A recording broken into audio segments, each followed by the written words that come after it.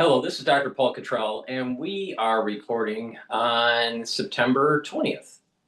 I'm going to be putting this on YouTube, Brighteon, Bitchute, and Rumble. Also, you can watch these videos on X, on my website, the-studio-reykjavik.com. Here are the audio versions on Podomatic, Apple Podcast, or on my website under Broadcast Radio. There's many ways to consume the content that I create. These are all free. Please help support the work by sharing the links, making sure you subscribe to all the channels. I have 4 channels on YouTube, Brighteon, Bitchute, and Rumble. You can donate on my website, the-studio-reykjavik.com. You can donate through Stripe, PayPal, or buy me a coffee. You can be a paid member to my Patreon channel or to my Substack. It's a great way to help support the work that I do. I do produce these videos for free. I have thousands of videos for free. Also, I'm going to tell you how to improve your health and be prepared for the fall and the winter. It's really important. If you pay attention to me, you'll be able to boost up your immune system and slow down the aging process. With that, we're going to go over lots of different videos in this segment. Please go to my store, the-studio-reykjavik.com. Take a look at the ebooks and the great supplements that I offer. And I also have course material on immunology and pulmonology. You get lots of PDFs and lots of videos to be able to learn about those topics.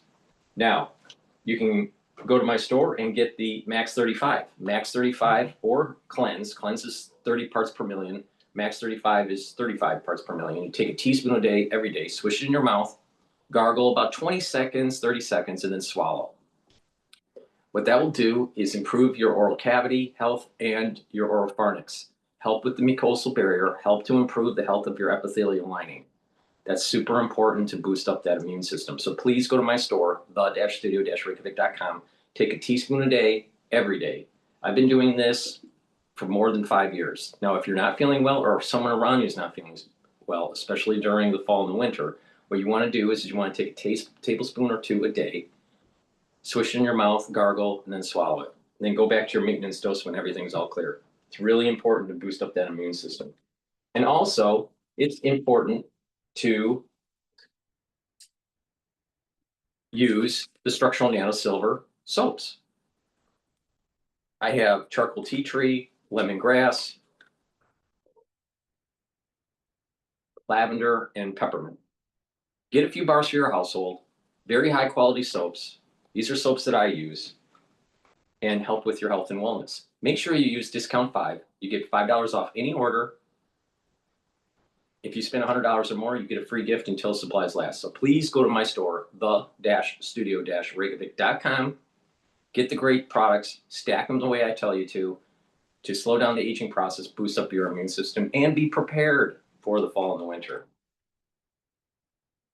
All right, we're going to go first to Victor Hansen about Western civilization has reached its turning point after Charlie Kirk's death.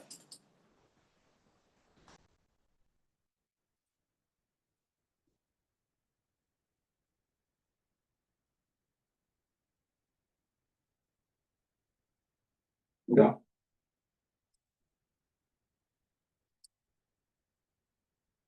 States, I think worldwide too, it's almost as if there were fuel when the death of Charlie Kirk ignited it. It's not a George Floyd movement at all or moment. We've talked about that. It's very different. It's building up frustration. It's not a top-down DEI mandating. Thousands of people are commemorating the death of Charlie Kirk. There's no tolerance for the usual left-wing socialist craziness, the abhorrent violent smears of conservatives who died. We're witnessing large-scale demonstrations in Ireland, Great Britain. The government of France has fallen. There is unrest in the Netherlands. It's a grassroots kind of collective shrug throughout Western civilization. I guess it could be characterized as enough is enough.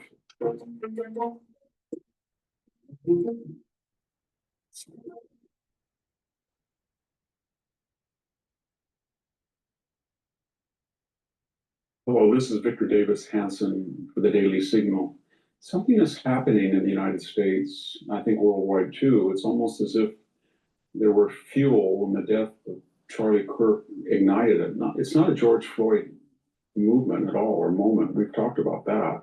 It's very different. It's building up frustration. It's not a top-down DEI mandate. It's a grassroots kind of collective shrug throughout Western civilization. And I guess it could be characterized as enough is enough. We're witnessing large-scale demonstrations in Ireland, Great Britain. The government of France has fallen. Mr. Macron will have to appoint a new prime minister. There is unrest in the Netherlands. We used to think during the Cold War that Eastern Europe was supposedly backward politically, under the Soviet sway, economically stagnant. But since the Cold War, and especially lately, the Eastern Europeans seem the most sensible of all Westerners. They believe in tradition, they believe in borders, they believe in legal-only immigration, they believe in fossil fuel development, and they have strong militaries because they've experienced Soviet aggression and German aggression in the past. And yet they also are having a reinforcing moment.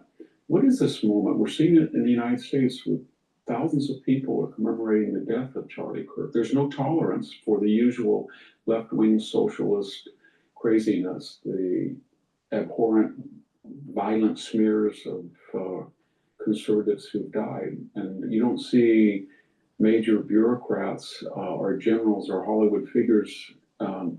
Increasingly, they're not coming out and rejoicing because they feel that they're going to get a big pushback. This is not violent. It's just a collective shrug. And what is the shrug, basically? It's saying we're tolerant of people with alternate lifestyles, but whether we like it or not, the nuclear two-parent family for 2,500 years has ensured the survival of Western civilization. It gives us 2 to 3 to 4 children, and we can reproduce the species.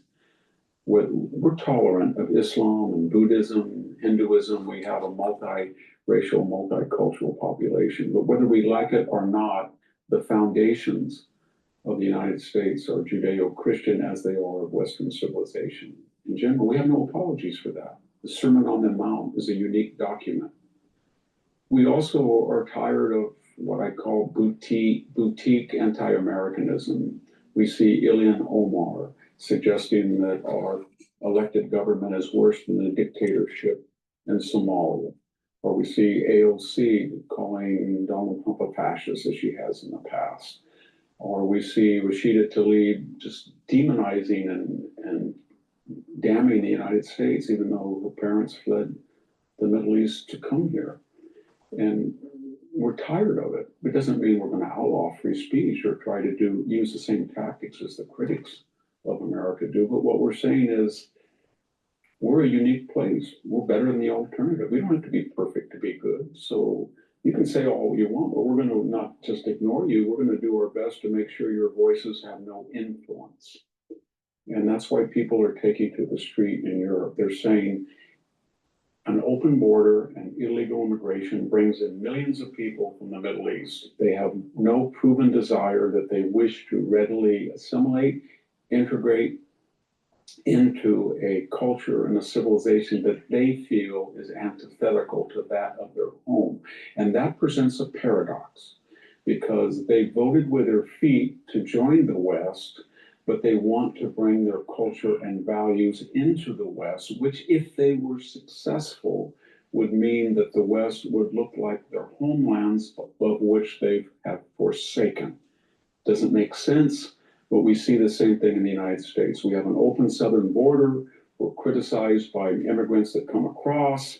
And yet, if we were to embrace the values and culture of Latin America and turn the United States into Latin America, then the immigrants would not wish to leave Latin America to find another Latin America. The left cannot deal with that paradox, but we can on the conservative side. So we're saying open borders does not work. We're saying that if you dismantle natural gas energy, if you dismantle oil, if you dismantle nuclear power, and you choose to subsidize inefficient and unreliable solar and wind, then you're going to be a pre-civilizational society. Germany was the juggernaut of Europe, and now it's pathetic weakling economically. Why? Because its energy costs are 4 times what they used to be, and it's not a competitive country. So what I'm getting at is people throughout the West say, we've sat still where we had open borders. We have let in millions of people that do not like us and do not share our values. We have opted for economic irrationalism, and that has in suicidal fashion harmed our economies and hurt our lifestyles. We have embraced critical legal theory, critical race theory that suggests that the criminal is a victim rather than a victimizer, and we see the effects, and the verdict is in, it doesn't work. And we see that our governments, our bureaucracy, our culture at large doesn't want to hear this message. And we know they're influential in the media, in the corporate boardroom, in the university, but they don't have one thing. They don't represent 51% of the people. And crowds are now marching in Europe, in the United States, and the message is what has worked in the past does not have to be perfect, as I said. It's better than the alternative. And we're going to return to it. And we wish you would join us. But if you don't want to join us, and you want to dismantle Western civilization, or you hate the United States, or you despise your particular European country, then you're going to be voted out of office and you're going to have zero political power, as it should be. Thank you very much. It's Victor Davis Hanson for the Daily Signal. I'd like to frame it in the context of, let's say, a bathtub. All right, you're filling the bathtub with, warm water, and the individuals in the society are in this comfortable setting. But then you end up putting lots of cold water in there. And eventually, over time, the hot water or warm water, the comfortable water, ends up becoming too cold. It's not so much about immigration. First, it has to be legal. But it's also about the differential equation of the flow. It's the rate of flow. If the rate of flow is too great than what the society can absorb, then you are going to cause social disruption. So individuals that are running away from their society because they want it better in America don't realize that they can't copy and paste their society in the United States, because it won't be as productive. It won't be as free. Because if that was the case, then they wouldn't have left their society. So the rate of flow and it being legal or illegal is super important here. So this concept that you hear from the ultra-liberal, oh, we're a nation of immigrants. Yeah, but we are also a nation of law and order. And we're also a nation of understanding titration is really important. And just unfettered flow will actually lead to the destruction of the society. Conservatives need to push back on the liberal that immigration unfettered is going to wreck the society, and that the flow and it being legal or illegal is highly important. Please go to my store, the-studio-reykjavik.com. Get the zeolite. The zeolite will bind to heavy metals, toxins, and chemicals, and allow you to urinate them out within 6 to 8 hours. Super important to detoxify your body every day. You take 3 small drops underneath your tongue, drink the filtered water, and you're going to be detoxifying your body, including PFAS. Now,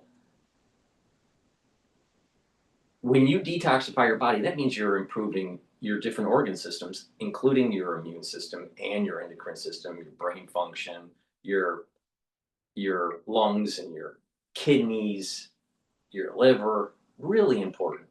So please make sure that you get the zeolite from my store. Take it every day. 3 small drops underneath your tongue. And make sure you drink filtered water. Make sure you stay away from processed foods and clean your environment in your home and stay away from the chemicals that you don't need. If you have cleaning solutions in your house, in the garage or the basement, or in the shed, or in the closets, just make sure that you have it double wrapped in some sort of container.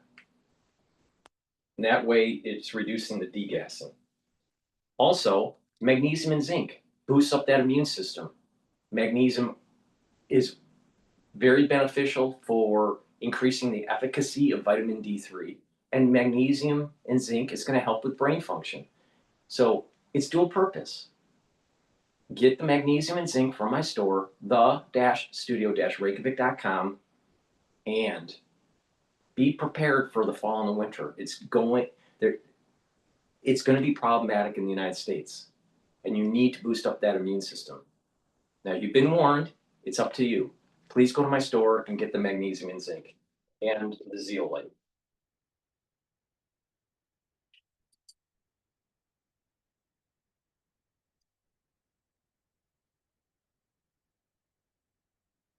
If your pet goes from weird to weirder, grouchy to grouchy. Was Article 4, as you suggest? In this city, we don't just wait for luck, we make it happen. Win big on non-stop action with over 4,000 of the hottest slots and electronic table games.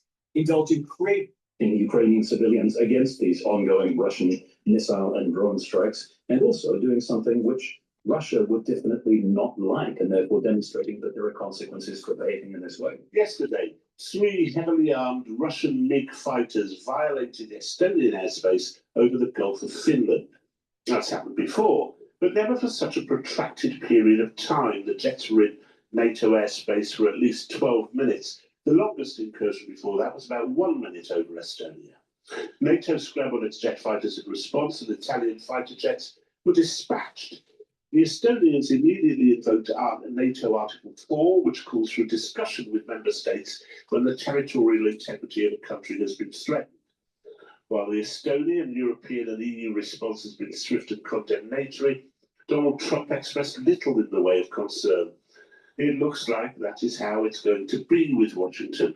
This latest violation of airspace, of course, follows a breach in Poland. What exactly is afoot? Joining me now is Keir Giles, Senior Consulting Fellow at Chatham House. Chatham House's Russia and Eurasia programme. Thanks so much for joining me, Keir. How worried should we be by this latest incursion? Well, the honest answer is we don't know. There's nothing new in this pattern of escalation by Russia, and it was predicted very widely after the previous incursions in Poland that you mentioned, that if there was not a strong response that was distinctly uncomfortable for Moscow, we should expect more of the same. More probing and testing of NATO's responses, stepping up until Russia does find that response. But there's a lot we don't know about exactly how this incursion into Estonian airspace played out. There have been a lot of calls this morning for Estonia, or the Baltic air policing mission that was in Estonia, the Italian aircraft, to have shot down these Russian planes in order to send a message to Russia that this had to stop, in the way that, for example, Turkey did back in 2015. Yeah. But there's a great deal that we don't know about how this played out. For instance, you mentioned that these aircraft were heavily armed. You might have that from a reliable source. It's not something that I see reported elsewhere. Right, no, I Exceed every expectation in the new 2026 Infiniti QX60 from King's Infiniti.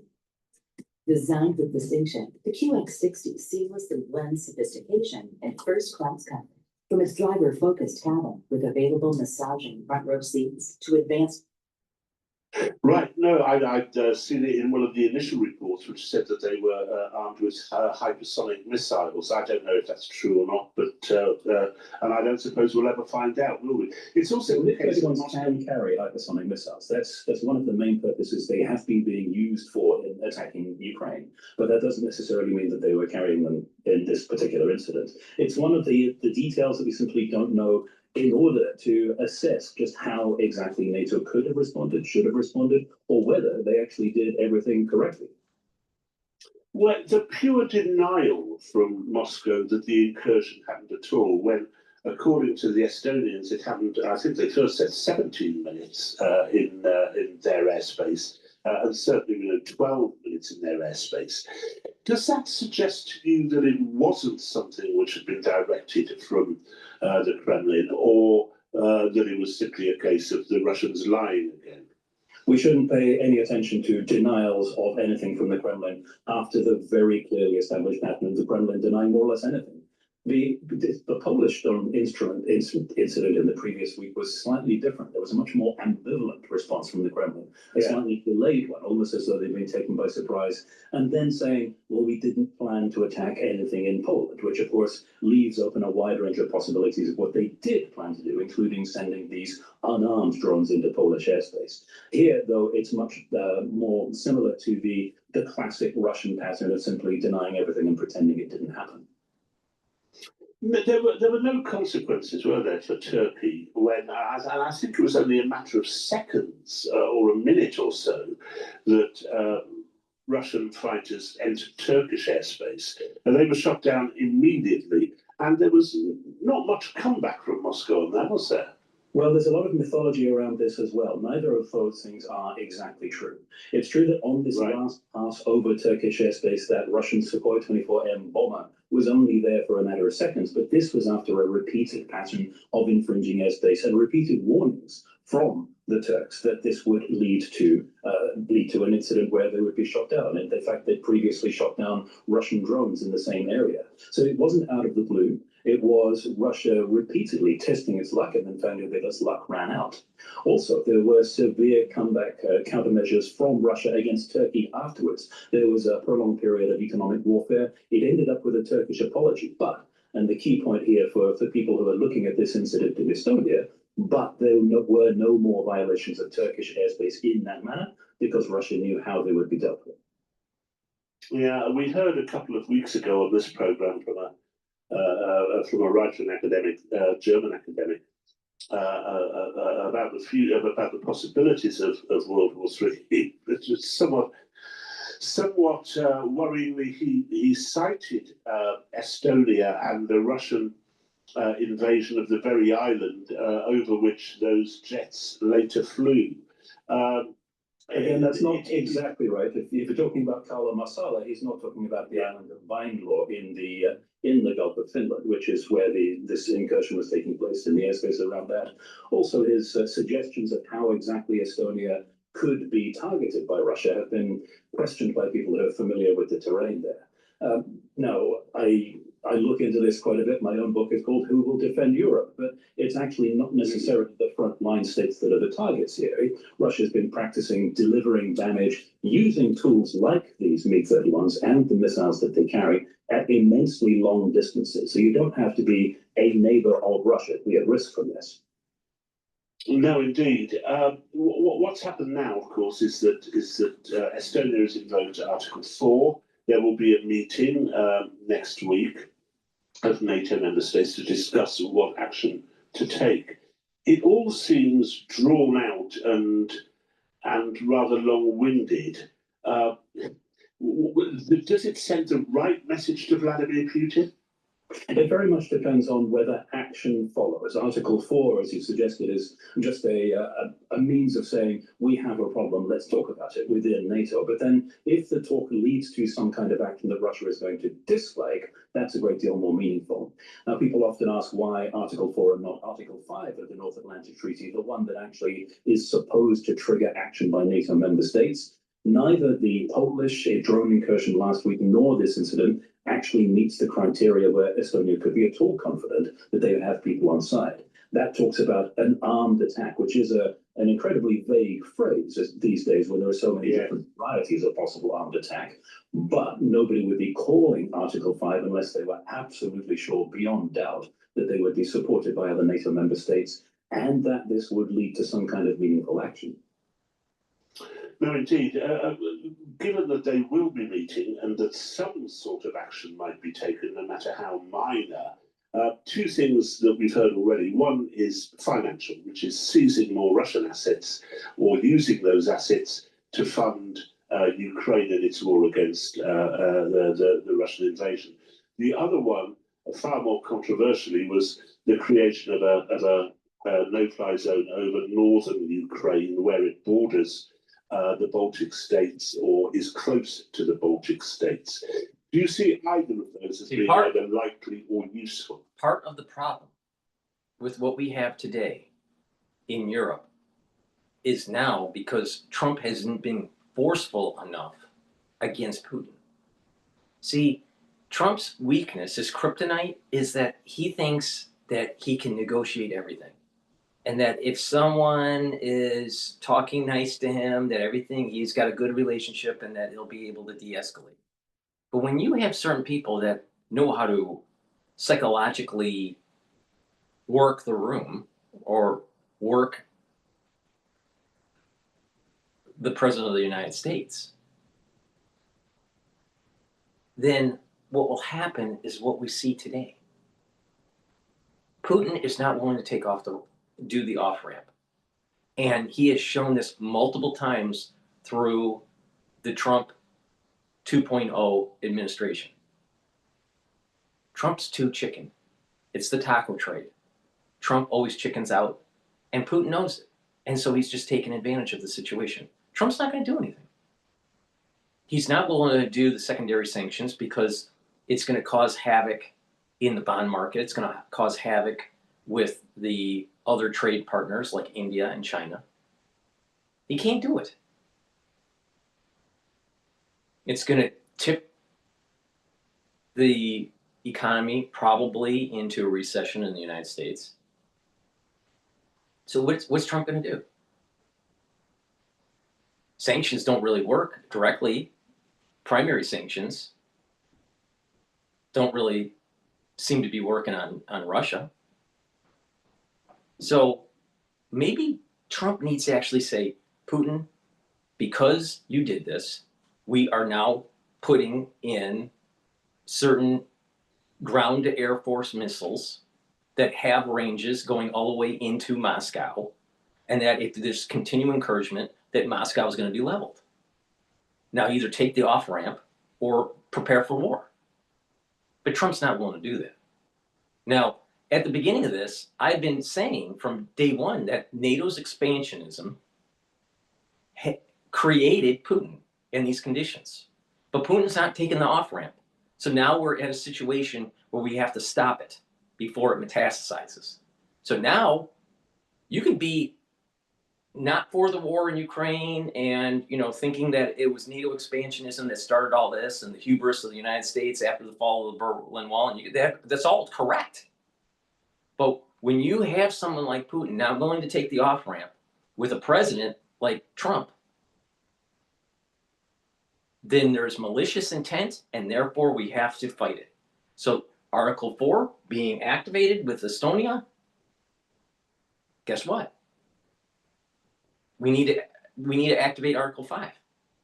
NATO needs to do what it was designed to do, and that is to stop the encroachment of Russia. At that time, when it was started, it was the Soviet Union. But the thing is that Putin is not backing off.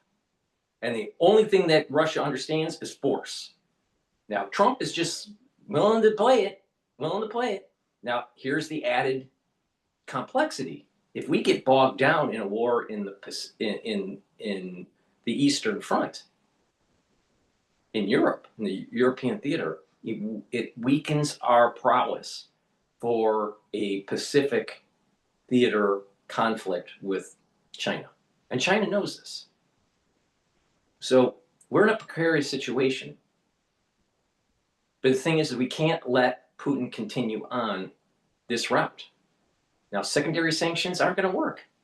Okay, all right, wait, you're going to put sanctions on India? How's that going to stop anything? You're going to put sanctions on China? How's that going to stop anything? It's not going to stop the war in Ukraine.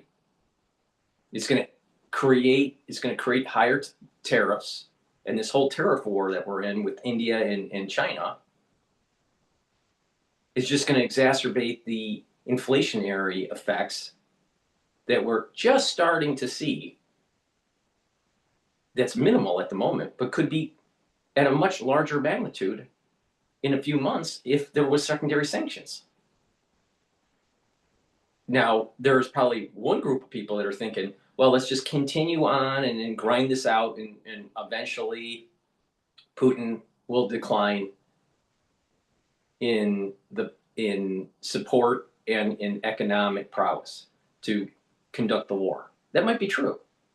But the thing is that he's probing. He's probing, and he's now within a month, he's flown over two NATO countries. Two NATO countries. What's NATO going to do? So it's a combination. Europe is too weak and not willing to fight. And the United States has a president that thinks that just because he has a personal relationship with a particular leader, that he'll be able to de-escalate it. And obviously he can't. He's not de-escalating it. He needs to be forceful. And this goes back to what I was saying before with Iran. Trump, yes, he should have bombed the nuclear facilities. I'm glad that he did. The thing is, he didn't take it far enough to Tehran and decapitate the Ayatollah because he was chicken. He was the chicken. And the same thing here. He's chicken to actually solve the problem and root out Putin. Either it should be really deontological. Putin, take the off ramp, or 10 days, you're going to be a dead man. It's that simple. He's not willing to do that because he chickens out.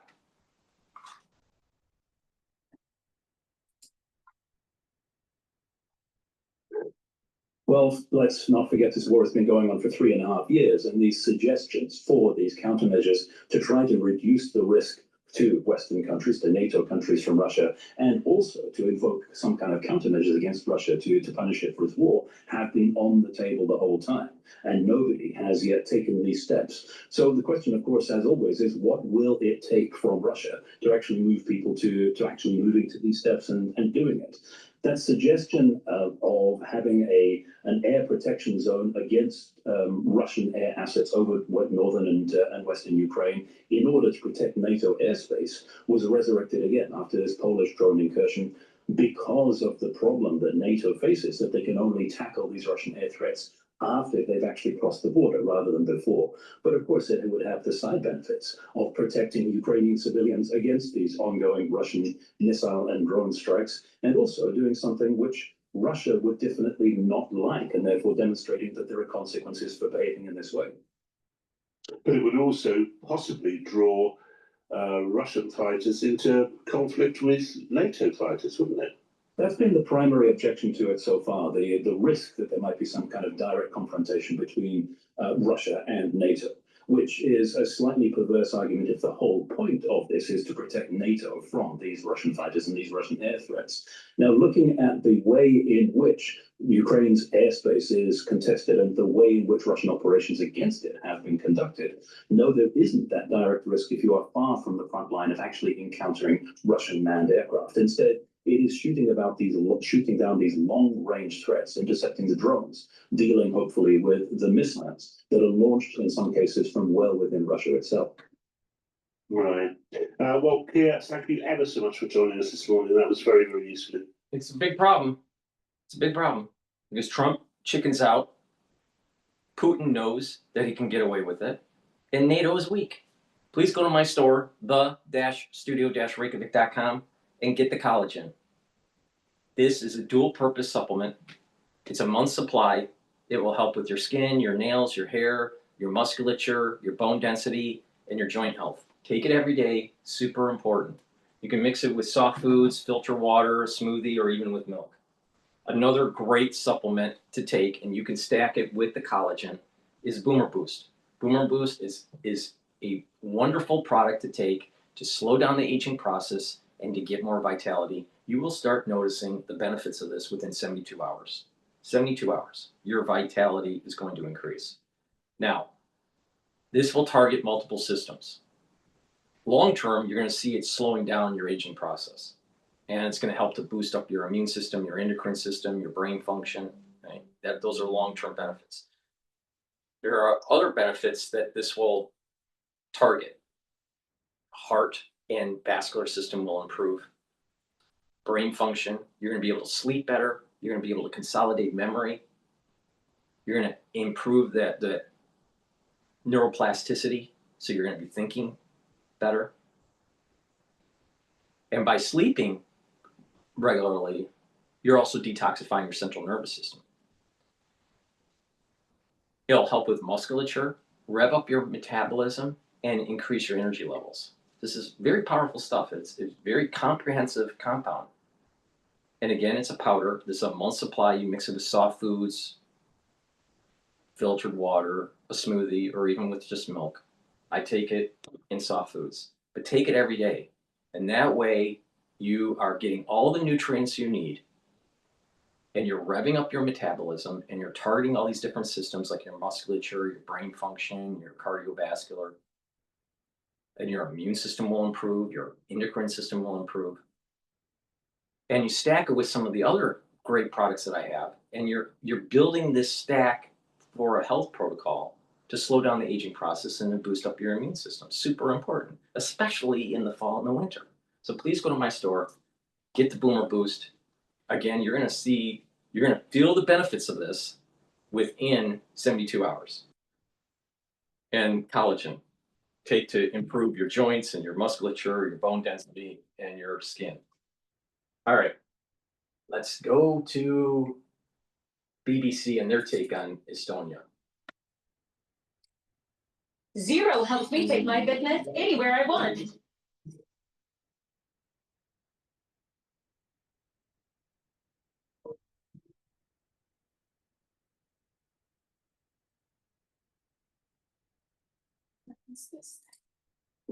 I know. An extremely dangerous provocation. The European Union has condemned Friday's violation of Estonian airspace by 3 Russian fighter jets. Estonia has requested urgent talks with its NATO military alliance allies after the incident. Estonia's defense minister called the 12-minute incursion unprecedented. The Russian aircraft were intercepted by NATO pilots. The Swedish military published these photos of the Russian aircraft taken after they had left the Estonian airspace. Russia's defense ministry denied it had violated Estonia's airspace. It said 3 fighter jets completed a scheduled flight over what it called the neutral waters of the Baltic Sea. The EU's foreign policy chief said Russia was testing the West's resolve and it must not show weakness. President Trump said it could mean big trouble. Joan has the latest. On NATO's eastern flank, a ceremony to mark 10 years of the alliance's southeast command centre in Romania, on the day it was once again tested by Russia. It was near the island of Veenluu in the Gulf of Finland that today's incursion took place. Italian jets were scrambled. 3 Russian MiG-31s spent 12 minutes in Estonian airspace before leaving. Now, it was the 4th time this year that something like this has happened in Estonia, although this was the most serious incident. And it comes just days after Russian drones flew over Romania and Poland. Some of them were shot down by NATO jets. The incursion was met with an angry response from Estonia, who invoked NATO's Article 4, calling a consultation with the rest of the alliance. We had the situation under control, but yes, it is unprecedented that for 12 minutes the Russians were in our airspace, but there was a very good coordination among different countries. There are British troops based in Estonia who were recently visited by Prince William. Today, the Foreign Secretary, Yvette Cooper, said Britain stands with Estonia, while the EU's top diplomat took a tough line. We mustn't show no weakness, because weakness is something that invites Russia to do more, and they are increasingly more dangerous, not only to Ukraine, but also to all the countries around Russia. President Trump said he was waiting to be briefed on exactly what happened, but... Well, I don't love it. I don't love it. I don't like it when that happens. Could be big trouble. Yeah, do something about it. He doesn't do anything about it. It all comes just days after Russia held massive military drills. Moscow has always denied trying to provoke NATO, but few in the alliance believe that, and fear their resolve will soon be tested again. Joe Ingwood, BBC News. Well, Estonia's ambassador to the United States gave the BBC his reaction to the violation of its airspace. As it was said, this was the most serious NATO's airspace violation in Estonia since Estonia became the member of NATO in 2004. And as such, both the number of the aircraft as well as the flight path and duration of the incursion, it was serious. It was serious, it was brazen, and therefore, Estonian government met today, and we are asking Article 4 consultations in NATO. Well, Stephen Fish is an expert on Russia who has met President Putin. He gave me his reaction to the Russian violation of Estonia's airspace. Of course, it was a deliberate act. Of course, it was Putin's decision. What Putin is doing is trying again to kind of push out the bounds of what the world sees as permissible.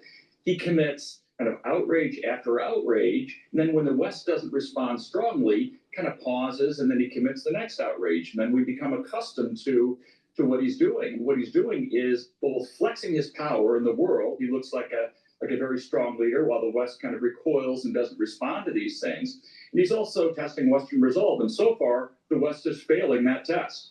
So how do you expect NATO to respond now? Estonia has said it wants talks with its alliance allies.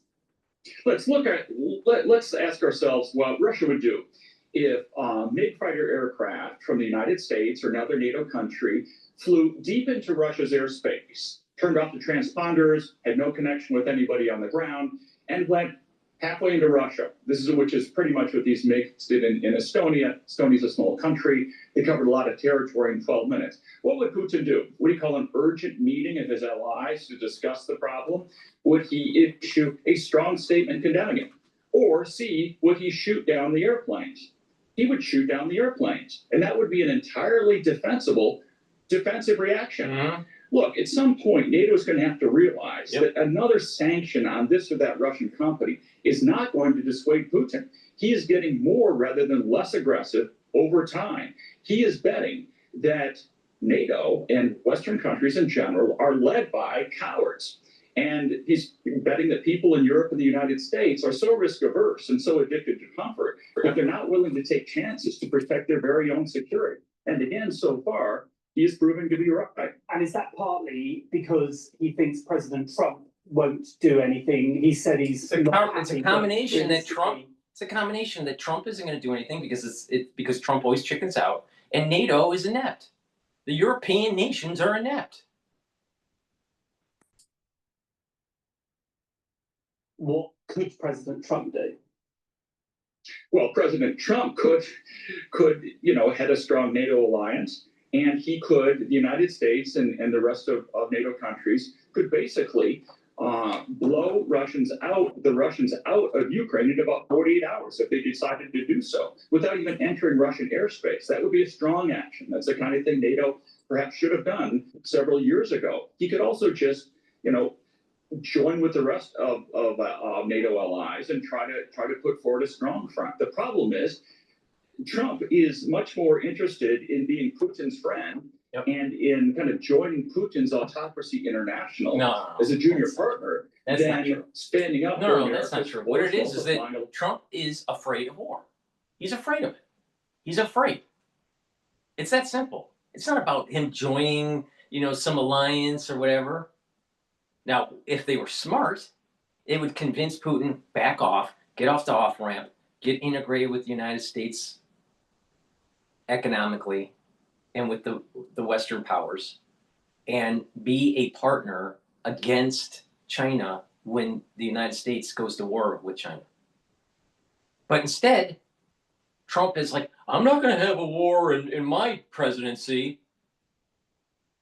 Yet it's going to make it worse for the next president. Trump is setting up. Trump during his presidency is going to set up, quote, peace and prosperity. But the reality is, it's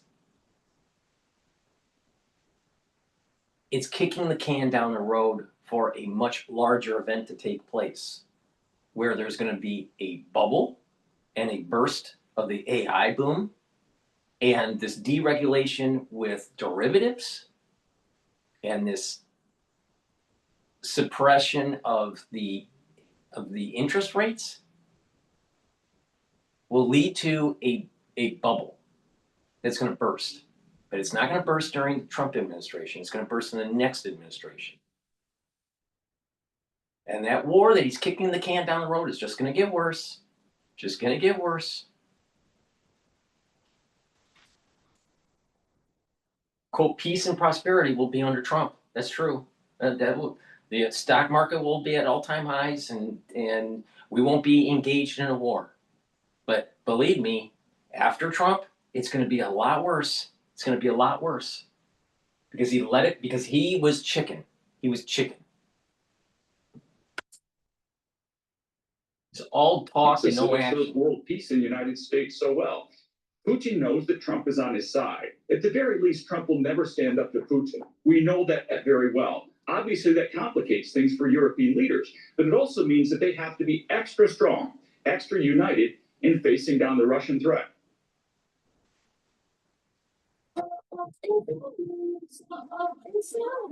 I just find that Trump, after seeing what he did, the lack of follow through with Iran,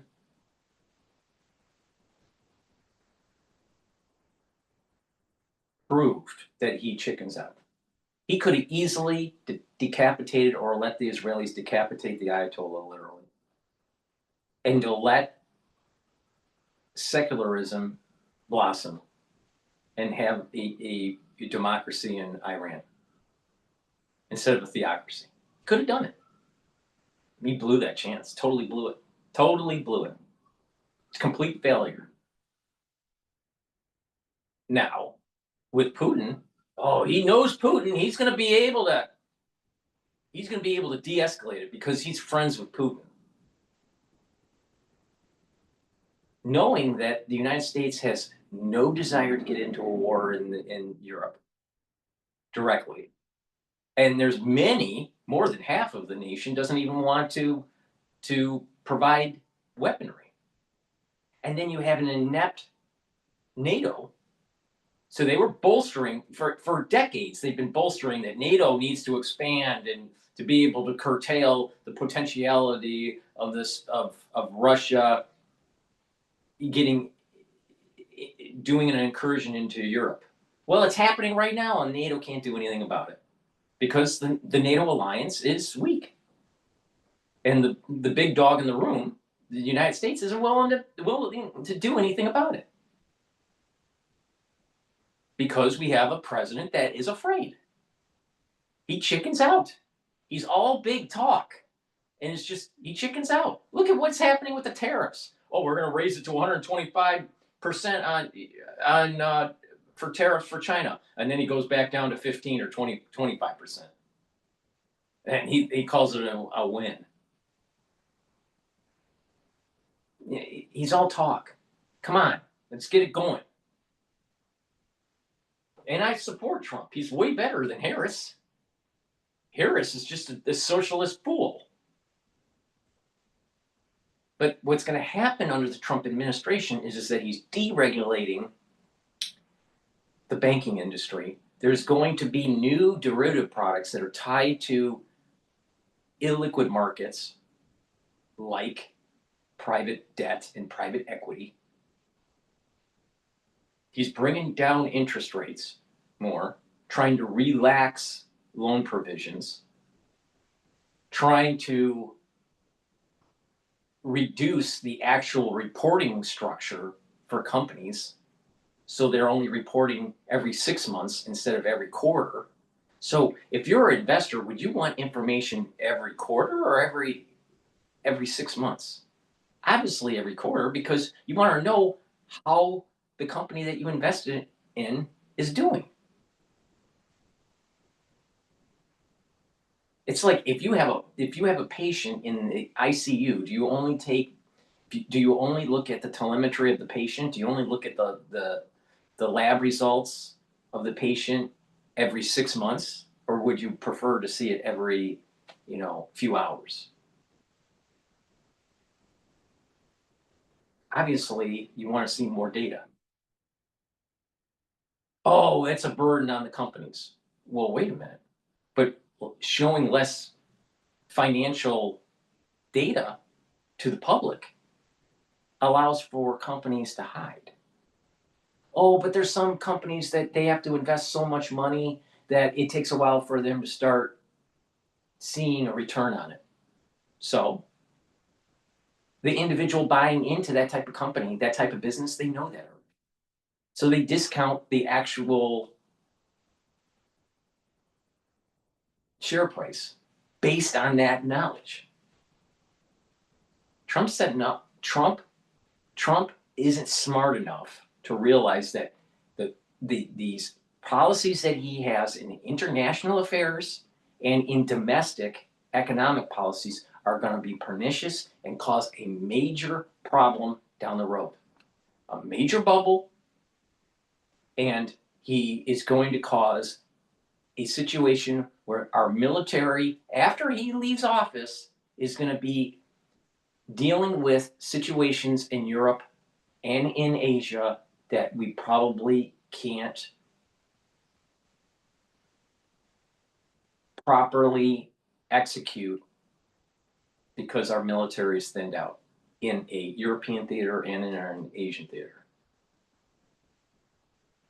But during the Trump years, it was really good. He's going to get on stage and he's going to go, I didn't have any wars. My economy's great. And then the next president that comes in, maybe a Republican, maybe a Democrat, doesn't matter. And the economy blows up. The world literally blows up with war. That he just keeps on saying, I was fine, I was great, not realizing that his policies were actually what set it in motion. Trump is failing right now. Please go to my store, the-studio-reykjavik.com, and get the complete multivitamin. This complete multivitamin has the multivitamins that you need for proper enzymatic activity so your cells work properly. This is a foundational supplement that you build off of. Now, this is easy to digest. Take it with the probiotics. I either have the powdered version, which is what I normally take, or the veggie cap version. Both are very high quality, and by taking a probiotic, you're helping with your skin, the health of your skin. You're also helping with your immune system in your gut. You're increasing the mucosal lining. You're improving the concentration of your IgAs, which is a type of antibody that's super important for your immune system in your gut. You're going to be able to absorb your foods better and your metabolism will improve. You're going to be able to sleep better. You're going to be able to consolidate your memory. You're going to be able to detoxify your central nervous system. There's multiple benefits by having a good gut biome. So please go to my store, the-studio-reykjavik.com, get the probiotics that I offer and stack it with the complete multivitamin. That's the foundational piece so you can slow down the aging process and boost up that immune system. Now, the first pillar that you build off of this foundation is the Max 35 or cleanse. Take a teaspoon a day with that, but that will boost up that immune system. The second pillar, C60, soaks up free radicals. And the third pillar, turmeric, ashwagandha, and lignans, helps with your immune system and your cardiovascular system. And the last pillar, boomer boost, revs up that metabolism and increases those energy levels. When you look at that stack that I just told you, and you do that every day, you're going to see huge benefits with your body, and you're going to start slowing down the aging process, and you're going to have more vitality. Use discount 5, you have $5, you get $5 off any order. If you spend $100 or more on an order, you get a free gift until supplies last. But get the probiotic and the complete multivitamin as your foundation to build off of. All right, this is about Dearborn. I was thinking I had cancer. I thought I didn't have much time. The only thing that gave me some peace was that I had this great Guardian life insurance.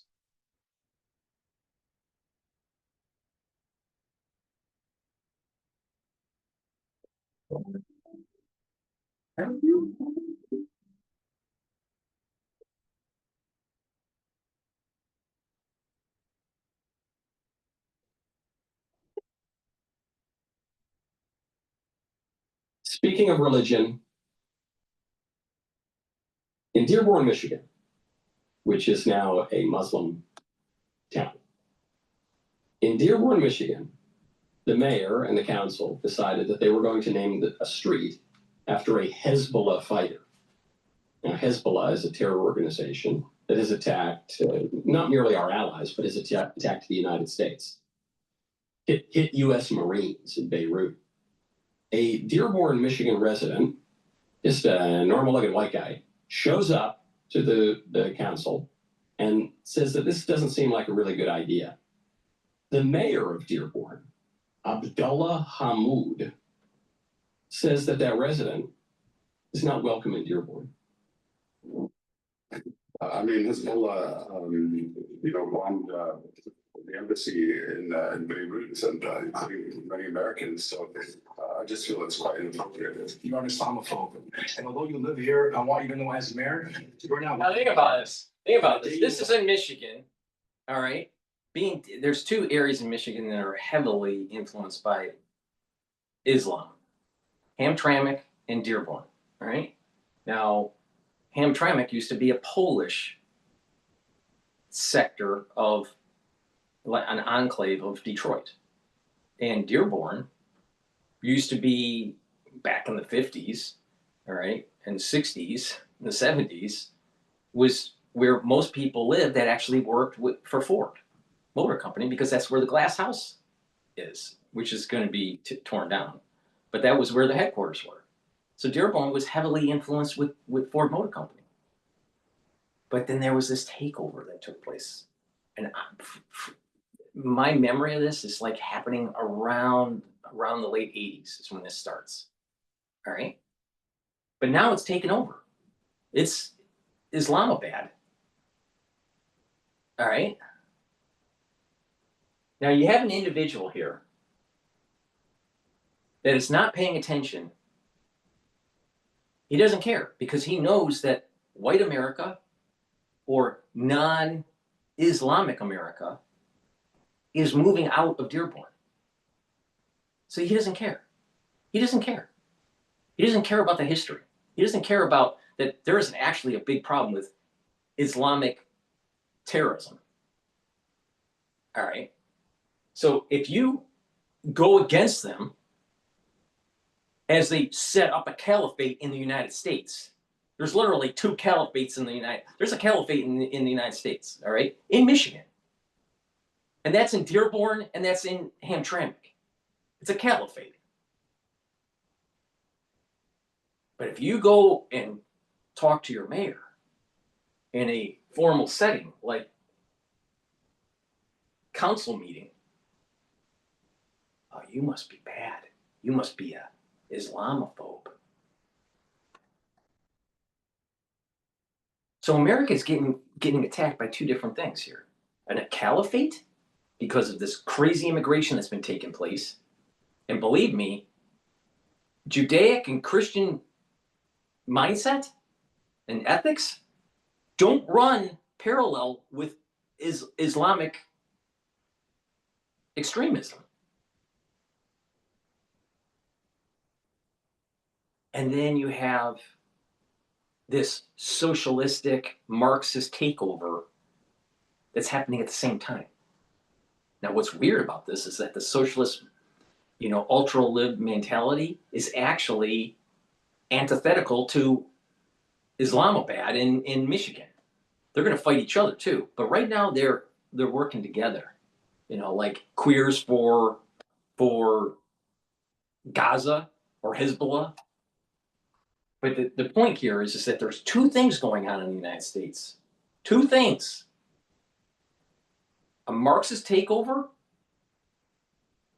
and a caliphate that's starting to develop.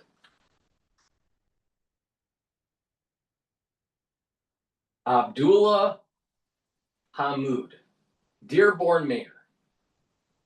And he's listening to one of his residents in Dearborn that he represents. But listen how he conducts himself to the people that he represents. Today, with the day that I launch a parade celebrating the fact that you moved out of the city, because you are now somebody who believes in coexistence. You don't believe in coexistence. Isn't You that don't crazy? Isn't that crazy? See, what starts with the caliphate is that they get involved, they get in control of the city, and then they start pushing people out. They start pushing. So it's not about America. It's not about adapting to the cultural norms. No. They want to push out the cultural norms. So he represents that guy, and he basically saying, I'm going to have a parade when you leave the city. What, with the taxpayer dollars of the Dearborn residents? Why? And how can you have coexistence if you're telling your white constituency that's not following Islam that you're going to celebrate when they move out? What? Hey, America needs to wake up. There's a caliphate that's starting, and there's a Marxism that's starting. You got to push back. tolerance, which is why you need to leave this city. Because you object to Hezbollah. You object to honoring a man whose organization murdered Americans. And so you need to leave. I'm the mayor, and you need to leave. The nativism will increase. I said at the top of the show that the consequences will increase until behavior improves. I think the nativism is going to increase too. I think the recognition of America's fundamentally Christian identity is going to increase too. I think the demands for immigration restriction and deportations are going to increase too. I think Republican victories are going to increase too if that clip and others like it are played in the lead up to the midterm elections. People look at that. They look at that clip. And the inescapable conclusion, if your brain hasn't totally turned to mush, is how did we get here? Hold on. Put ideology aside, put my vaunted principles aside. I'm just observing that political situation. A Muslim mayor of a town tries to rename a street after a terror organization that has murdered Americans. An ordinary American resident of the town shows up and objects, and the Muslim mayor says, if you don't support Hezbollah, you're not welcome here. Whatever we did to get to this point, we got to undo it. It's real simple. When you go to war, you almost always import that group of people into the United States. It's happened all the time. All right? You go to war with Vietnam, we had a bunch of Vietnamese that came. You go to war in the Middle East, you have a bunch of Middle Eastern people that come in. It happens all the time. All right? That's one problem. The second is, because of the lack of immigration law or following immigration law and having a porous border allowed for this to metastasize. The third issue is that individuals keep on thinking that when they come to America that they're going to assimilate. And I'm telling you, Islam with this caliphate mentality is antithetical to the Constitution. So the problem with the caliphate and the establishment of the caliphate is the same problem with Marxism. They don't believe in capitalism. They don't believe in the Constitution. And they want to destroy what we have. They want to benefit from the greatness of this country and then destroy it. Now, what's Americans going to do about that? The ones that want to support God, country, and family. The ones that want to support the Constitution. Because remember, the Constitution is more important in your life. More important in my life. More important in anybody's life. The Constitution is paramount. Paramount. So what are you going to do about it? What are you going to do about it? Are you going to push back? Are you going to say enough is enough with this caliphate horseshit? Enough is enough with this ultra-liberal bullshit? Enough is enough about actually causing harm to individuals with this whole push for gender dysphoria and the psychological warfare that's taking place chemically And socially,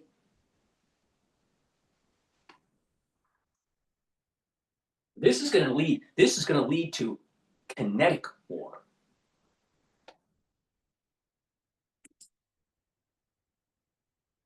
Which include. Right now, go to hallow.com/Knowles. This month, one of Hallow's most beloved prayer challenges returns, Saints in 7 days. The point is simple. The saints are not just distant figures on stained glass windows. They were real men and women whose lives, with all their struggles and triumphs, reveal the grace and glory of God. In discovering their stories, we may just begin to see how God is quietly at work in our own. Beginning September 15th, we start with King David, brought to life by Michael Iskander from House of David. David's story is one of the most dramatic in Scripture: shepherd, warrior, king, poet, flawed, of course, but always returning to the Lord. His psalms still echo with raw honesty, repentance, and trust. On September 22nd, Gwen Stefani tells the story of Esther, the young queen who risked everything. People. Then we'll walk with Saint Therese of Lisieux, who shows us holiness, and the Marrow, who teaches us what it means. Holiness is not one size fits saints in 7 days for free at hallow.com/Knowles. And so then they start thinking, well, what got us to this point? Mass migration, religious indifferentism that tells us that all religions are basically the same. This language of phobias that suggests that it's irrational to object to certain ideologies and heresies. The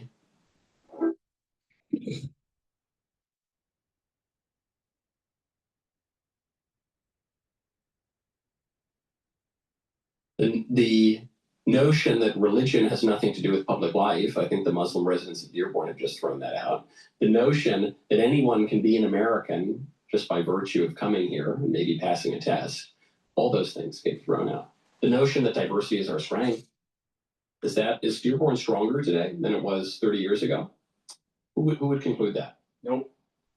All of those things are going to be thrown out. I said this about the LGBT movement. Remember, I said, leading up to 2023, 2024 call, there was this steady advance of the LGBT movement, which reached its apotheosis in the transing of little kids, in castrating little kids, shortening their lives, giving them bone problems, pretending that little boys were little girls as young as elementary school. And I said, that's too far. That's gone too far. And it's on the campaign trail, Republicans ran on that and they won on that issue. I said, what the left is going to be desperate to do now is to stop the boomerang going in the other direction. Because that idea that led to transing the kids started with feminism in the 1970s, which said men and women are basically the same, which led to the LGBT movement, which said that men and women are basically the same, which led inevitably to redefining marriage, because men and women are basically the same. So why are two men any different than a man and a woman? Which led to the transgender ideology of men and women are basically the same, then why can't a man be a woman? Which led to transing the kids, necessarily. Because if a man can really be a woman, if you can be born in the wrong body, then that would be true from the moment of your birth, and then little kids could be trans. You see, those ideas inevitably leap under the weight of their own illogic to that final point. And once you realize that the final conclusion is absurd, then you start going back in the other direction. And you say, wow, hold on, we've made a lot of errors along the way. We need to correct those. And it's very difficult to stop that momentum in the other direction, just as it was when it was advancing. The same thing is going to be true on immigration, on religious indifferentism, on American identity. You're seeing that play out. Play that clip. Every Republican, clip that out, play that in your district. Democrats won't have a chance. The same thing is going to be true when it comes to standards and the free marketplace of ideas and the terms of engagement in debate. They assassinated Charlie Kirk. They celebrated his murder. Something has gone wrong. And we need to take concrete actions very quickly to remedy the many errors that led to that moment. The many errors that they can't just dismiss, that they can't just brush under the rug, that they can't just say, well, it was just some kook, some lunatic. No, it was the American left, people who identify as very liberal, being 8 times as likely as people who are very conservative to celebrate the death of their political opponents. It was the outpouring of minimization and celebration of Charlie Kirk's assassination. It was the lies that were told on the networks that are licensed by the government. It was all of these things. It was the normie on Facebook. It was your cousin. It was your coworker who was happy that Charlie Kirk was killed for merely stating the things that all of you believed. I don't know. That probably was. Maybe I'm getting too old, but the thing is, I'm not really understanding when they're using some of these terms like normie and furries and all. I mean, like what planet are we fucking on? I mean, just use fucking English. God. Or moderate version of the things that many people believe. That's a change, and that's created a reaction moving back in the opposite direction, which is very, very good. We need to keep that momentum going. If you like that clip, make sure to ring the bell and subscribe. We'll see you next time. Take the next step in your financial journey. Private.com, where money means more. The bottom line is this. You got to start pushing back on the caliphate and Marxism because it's metastasizing in the United States. Are you going to fight for your Constitution or not? Because the Constitution is far more important than your life. Please go to my store, the-studio-reykjavik.com, and get the structural nanosilver toothpaste. This has no fluoride.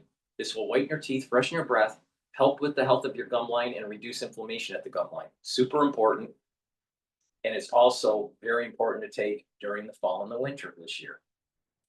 Be prepared. Get a few tubes of this toothpaste for your household. Be prepared. The fall and the winter is going to be a problem. Please go to my store, the-studio-reykjavik.com. And oh, by the way, when you have some time, fight back. Fight back. Stop the caliphate and stop Marxism.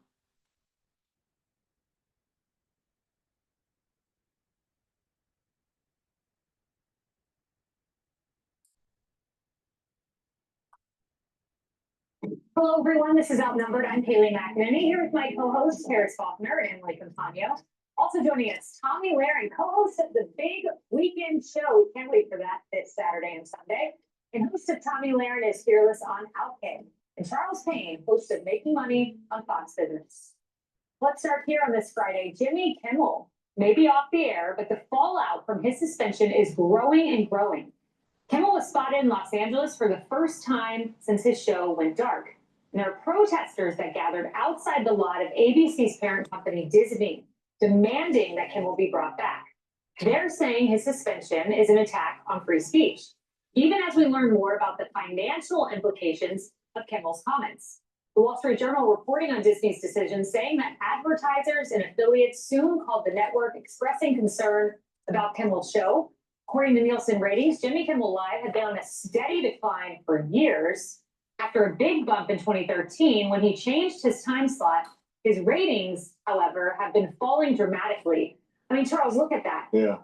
This is a business, and you see that it's just a steady decline year over year over year, and yet people are dumbfounded about this. Yeah, you don't have to be a financial analyst to say that that's bad, right? Right. So, I mean, and here's the thing, and there's a group of people who actually say, hey, this was a perfect opportunity for Disney to make a move they probably wanted to make anyway. You know, looking at this chart, ultimately it's a business, right? And let's not forget, this is Disney.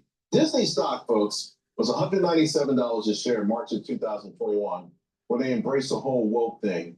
They and now it's $122 a share. Think about that for a moment. This is 4 years later. We started today with the stock market at an all-time high. A company that was supposed to be invincible. They had the amusement parks. They had the movies. They have TV. It was supposed to be one of the most invincible blue chip names out there. A can't-miss stock. A can't-miss company. No one could beat them. And here they are. The stock is down dramatically as the rest of the market has soared. And again, that's the lingering fallout from getting involved or being on the wrong side of these things. So they've learned a pretty valuable, expensive lesson already, their shareholders. Those phone calls from advertisers, those phone calls from affiliates, it didn't take much to nudge them in this direction. Emily, and I really want to put this into perspective. ABC is a network. They're on affiliates. They have a much broader potential reach of audience based on the number of TVs that ABC is available in. And you compare that to cable news, someone like Greg Gutfeld. Okay, Jimmy Kimmel averaging in August 1.1 million total viewers. Greg Gutfeld 2.8 million, more than double. And Greg is on cable news. Yeah, he's earned every single one of those viewers. I look at this simply as not only a business, but also as an at-will employment. And at the end of the day, if we are responsible for accuracy on air, and we are responsible, as we've learned many times over in the courts, for what our guests say also. So if you combine the two, the point is it's not just entertainment. There's no expectation or entitlement to employment if you are inaccurate and if you aren't serving your viewership. So we have the FCC chair coming out and essentially saying exactly that there's a disconnect between someone on air and the markets that they serve. But I think more importantly, what we saw is the climate, which was a plummeting ratings. We saw a host that invited half of the country to not watch his show because of political partisanship. And then we have on top of that an expectation that inaccuracies would fly, that anything would fly, when the reality is there is actually an expectation of excellence, of accuracy. So I'm not quite sure why freedom of speech comes into it, or those arguments, when this has nothing to do with the government whatsoever. This has to do with at-will employment and a contract that says if you aren't fulfilling your duty, and if you aren't fulfilling the caliber of expectation for our viewership, for the clients we serve, then yes, sir, this is your last day here. By the way, there's a big difference between being in the middle of a newscast or live news, and also, you know, a guest saying something crazy that you weren't prepared for. Right. To having prepared remarks. Absolutely. And knowing that Great you're point. going to really, you know, he did this for a reason. I just don't think Yeah. he got the expected result he wanted. And Harris, the market started to speak. You had Sinclair saying, we're not going to broadcast this. There were dozens of individuals, affiliate stations saying, we want an apology from him. And then Nexstar, and then the Wall Street Journal reported this. Just listen to this sentence. So there's a demand of an apology. There's this call allegedly that took place with Kimmel. And then a person close to the show said that Kimmel was planning to say that his words were being purposefully twisted by some members of the Make America Great Again movement. So he had planned on going on TV and doubling down when his bosses were reportedly saying it's time to apologize. You're going against the bosses. Yeah, so I kind of bottom line this, and that is that $1.6 billion deal that's in the wings now. Yeah. And you've got a guy that we've all talked about just right now, wasn't rating the way he should have been. There were lots of things about him that probably put him, you know, as a target as a red line target on a contract. But he does have another show. It is Who Wants to Be a Millionaire. He did the anniversary show of that. I was looking for it on the schedule yesterday. I'm curious to see what they're going to do. Are they negotiating some kind of an out for him? That deal matters. What do you know about it?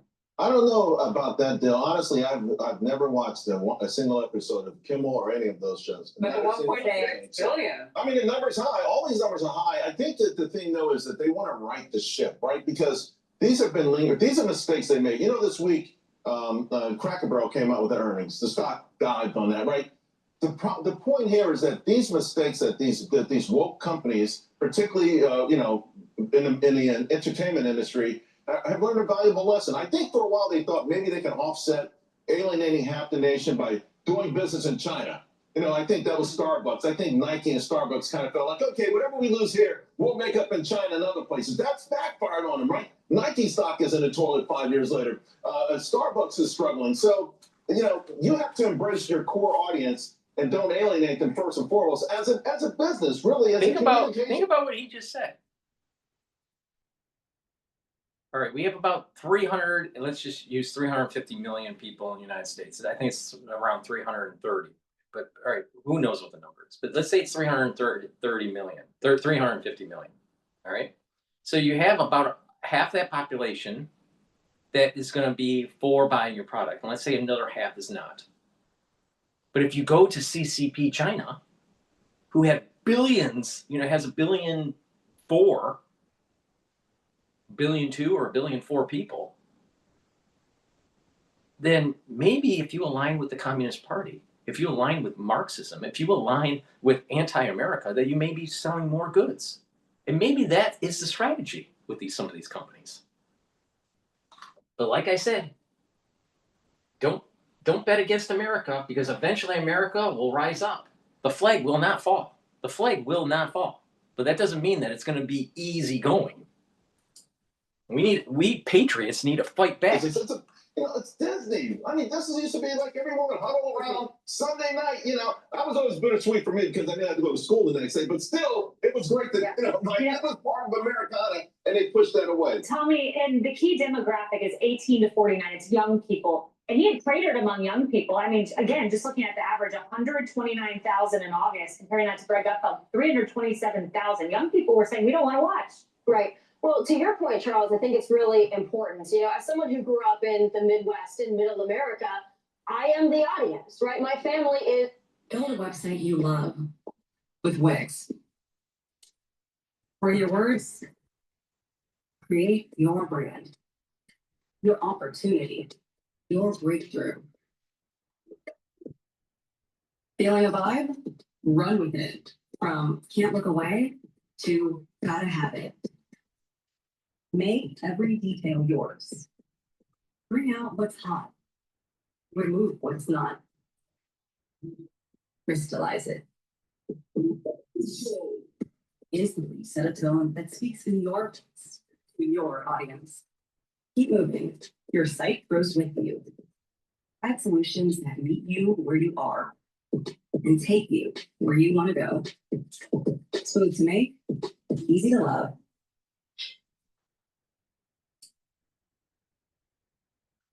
I am the audience, right? My family is your audience. It's not people that live in New York City or LA that go out to nightclubs at night or who have fancy restaurants. It's people in Middle America who spend their evenings at home with their family, maybe on the couch. That's your audience. You've offended most of your audience. And it's not just Kimmel. If you look.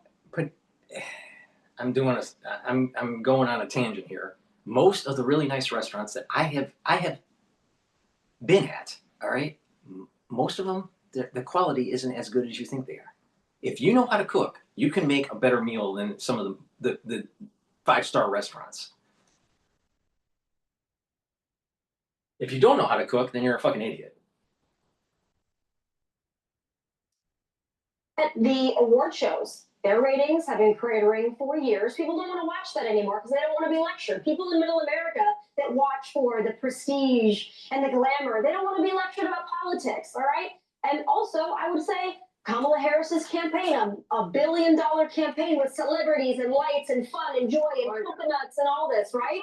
It didn't translate to voters because you lost Middle America. And not just the middle of the country, but you lost middle-class Americans. Kimmel lost them a long time ago. And then to hear that he wasn't even planning to apologize, that to me is the kicker. There's a lot of grace and mercy for people in show business if you just apologize and you even come off as maybe you kind of mean it. But when you say, no, I'm going to say actually it's MAGA's fault again, I think that's where ABC took a step back and said, this guy is pretty disconnected from our audience and he has no intention of reconnecting. You know, Charles, there was in the Wall Street Journal report, 2 executives are the ones who said he would temporarily step down. Do you think he comes back? It's 50-50, I would imagine. It's 50-50. It's hard to imagine that they will be able to curb his well, they will never be able to curb his internal hatred for half the nation. And it's hard to say, how can you contain that then? How can that not come out from time to time? Right. So he's a liability. He's a liability that's no longer.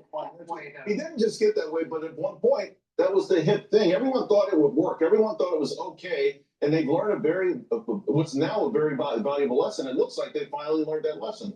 It was once the hip thing. Well, it is hip no longer. And footnote on that is Jimmy Kimmel. Hey everyone, I'm Emily Campagno. Catch me and my co-hosts Harris Faulkner and Kaylee McEnany on Outnumbered every weekday at 12 p.m. Eastern. Or set your DVR. Also, don't forget.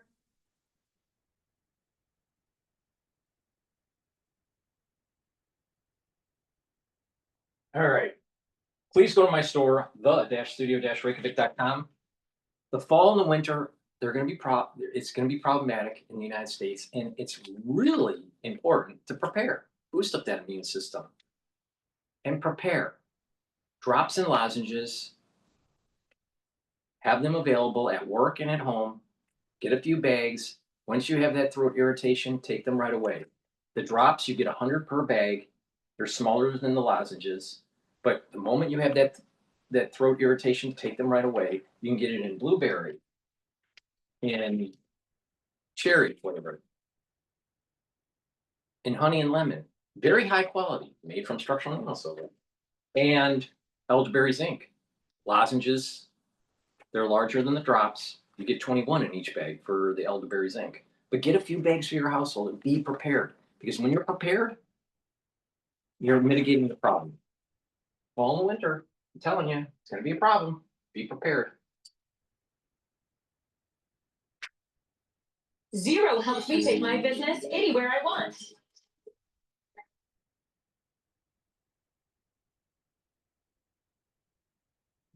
Leap into the world of Drawn to Life. See it live only at Disney Springs.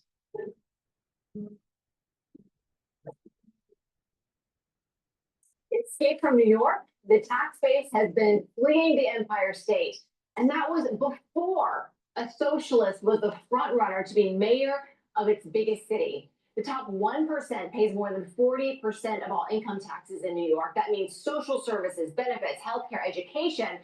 Well, those people are packing their bags and they're moving south. The numbers just don't lie. Over 125,000 New Yorkers moved to Florida alone, and with them went a combined $14 billion in income. That's a big ouch right there, Gary. Do you think that the flow of people down south to southern states like beautiful Florida, is that going to stop when Mamdani is elected? Let me just state, if able, business people and capital will flock to where it's treated best. And all I can tell you, in my city in Florida, you have stores, restaurants, schools, hospitals, you name it, going up because people keep coming in, and they are coming from New York and other states, other blue states that continue to disrespect the taxpayer with high taxes and ridiculous regulations, fees, fines, mandates, you name it. And it is stunning to me, after we have these statistics already, that the voters in New York would vote. This man's, I wish he was a socialist. He makes the socialist look like a Republican, that's how bad he is. And unfortunately, he's not even hiding it. When he says the means of production, that is right out of the Marx booklets. That's right. It's going to be bad news if he follows suit, and I'm heartbroken for the city, because I can promise you the tax base is going to be running out of here. Brit, can I just, cascades on itself. This started during COVID, bad policies drove people out. And I always say the people who came back after COVID are not the same demographic. They're your Mamdani voters. I was just walking around yesterday and thinking that all the things I loved about the city had changed so much. Not just, we talk about the crime issues every day, we talk about the taxes, but for me personally, I used to love staying in the city on a weekend to go have great brunches at crowded spots where you would run into friends or walking through the park. None of my friends are here anymore. Really great brunches, strolling through the park. A lot of these brunches, especially in the summer, are on the street, because they set up these tables on the street, and you're breathing in the car fumes that are going by. Really? These people, I'm telling you, New York is not as great as people think it is. When you are actually living in New York for multiple number of years, it's a shithole. It's a shithole. And most people that have these great brunches and stuff like that, they don't even know how to, there's, what I've noticed with people in New York,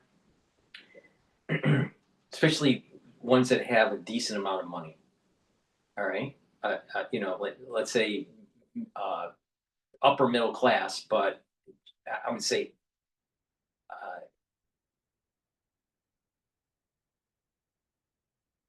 above average in New York. All right. Let's put it that way. Way above average in the United States, but let's say just slightly above average in New York or above.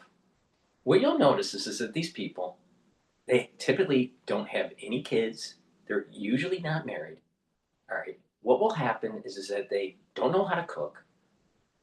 They're not really great at decorating, so they have to leave to go on a vacation, so they have a decent environment that they're living in, right, for their vacation.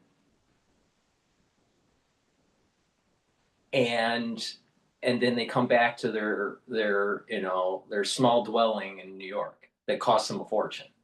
All right. and they have to go out to eat because they don't know how to cook.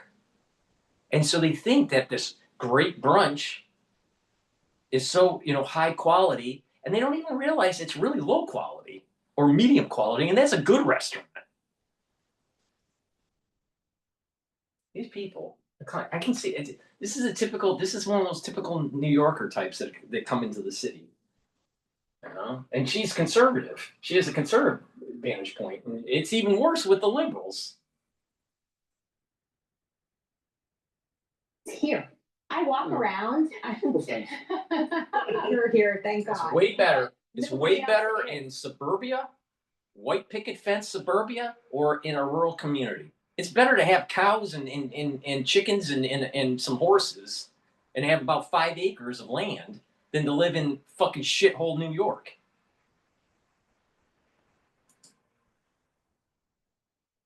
So when I walk around neighborhoods that I used to love to just, shop and shop for this and shop for that, it feels so different. That all of this that It's I'm so paying for, frivolous. I'm not really Her life, she's just explaining a life of frivolousness. getting the same enjoyment out of it. And now I fly away, with my feet, or literally fly on the weekends because I don't want to be here. Which raises the question again, why did Kathy Hochul, governor of New York, endorse Mamdani? She has said she doesn't agree with him on his tax policies, that he wants to hike taxes on New Yorkers, but she must see the same data that we just talked about too, and knows that her because the Democratic Party is not going to be pushing for the midterm elections centrists. They're going to be pushing ultra liberals. That's why. It's very simple. It's a Marxist takeover. As taxes are going up, and he wants to just hike them even further, impose a 2% income tax on Big Apple residents making more than $1 million a year. He wants to raise the corporate tax too to match something like New Jersey, which that's a whole separate topic. We know that's not good. Yeah. Why, Brianna, would she endorse him if she says she doesn't like his tax policies, and we can assume she knows what that's doing to the state? Because Kathy Hochul is the worst governor in America, and I don't say that lightly. That being said, if You got competition. Gavin Newsom is definitely neck and neck on this one, but Kathy Hochul legitimately hates everything America stands for. And it does give Elise Stefanik a little bit of a boost, obviously going into this gubernatorial race. Back to the wealth flight. Mamdani is following a very similar playbook to what happened to New York in the 1960s and the 1970s, right? You go back to Mayor John Lindsay, he expanded welfare programs, he hiked the tax rate up, and wealthy New Yorkers saw tax rates, they saw fiscal irresponsibility, and they did see crime, and they left. And by 1975, New York City was bankrupt. It took a long time to get New York City back to where it is, at least right now. So the fact that Mamdani now wants to almost not only double down on those policies, but actually expand on the things that cause the problems should be a warning sign to anyone in New York with money or sensibilities to get out now. And there's more to it than the economy. If you just watch what he says on criminals. The question is how much power will he have? Because the mayor has a lot of power, but there is the city council. If the city council is in line with Mamdani, then New York is going to go into a shithole. Pre-Giuliani days. If the city council is more centrist and pushes back on Mamdani, then there might be a chance for New York to weather the storm, and then eventually Mamdani will be kicked out. But I think there's a 4-year run for mayor. So if Mamdani wins and is brought in 2026, all right, then that's going to launch the Democratic Party as, well, there's this new rising initiative in the United States of pushing democratic socialism. So they're going to try to get more leftists into Congress and in the Senate. The question is, will they be able to or not? It all depends on what happens with the Trump administration. But then you fast forward to 2028, right? Now you have 2 years of Mamdani in New York. If he is curtailed by the city council and New York is doing okay, the ultra liberals may spin that as, well, see, he's successful with New York, even though his policies weren't instituted because it was blocked by the city council. So they'll be pushing for someone like AOC, saying, well, democratic socialism works for New York, even though it was the city council that saved New York. Now, let's say that the city council doesn't fight back on Mamdani, and Mamdani's policies ruin New York.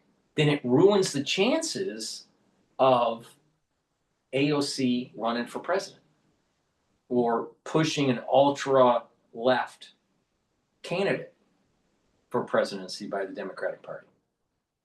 It all is predicated on what the city council does. The probability of the city council pushing back is higher than not pushing back. Therefore, it's going to mute the actual effects of Mamdani, and Mamdani is going to take the credit of the city council's ability to save New York.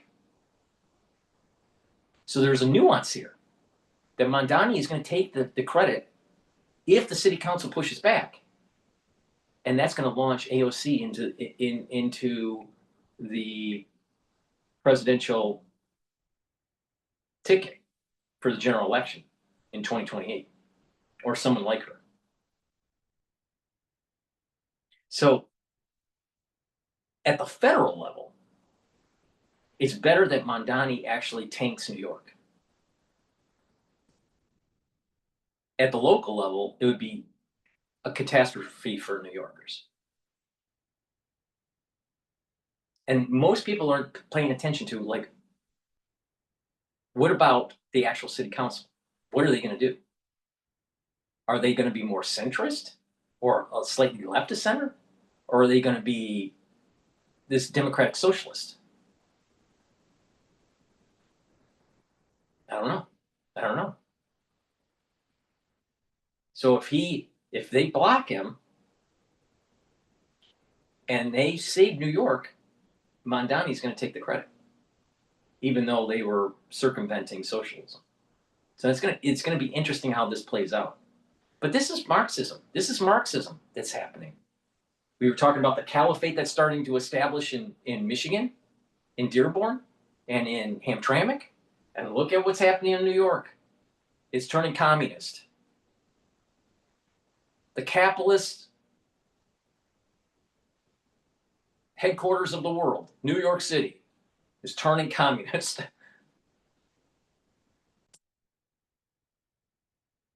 It is, when I travel the subways now, there's a lot of police officers there, and you know what's happened now? There's less crime because of that. And now he wants to go the opposite route. And the number one job of any leader of any community, state, or country is to protect the citizenry. How do you protect the citizenry? You make sure you have enough people out there that protects them, number one. And if you do the crime, you are going to do the time. And he is the opposite of both that. And it's stunning that anybody who has families here would vote for this type of crazy. Brian, we are hearing some reports that maybe AOC has plans or is working and developing on plans to run for president herself, 2028. Huh? So I wonder, Businesses everywhere are turning to Gusto for payroll, benefits, and more. Save time. Save money. It's no wonder.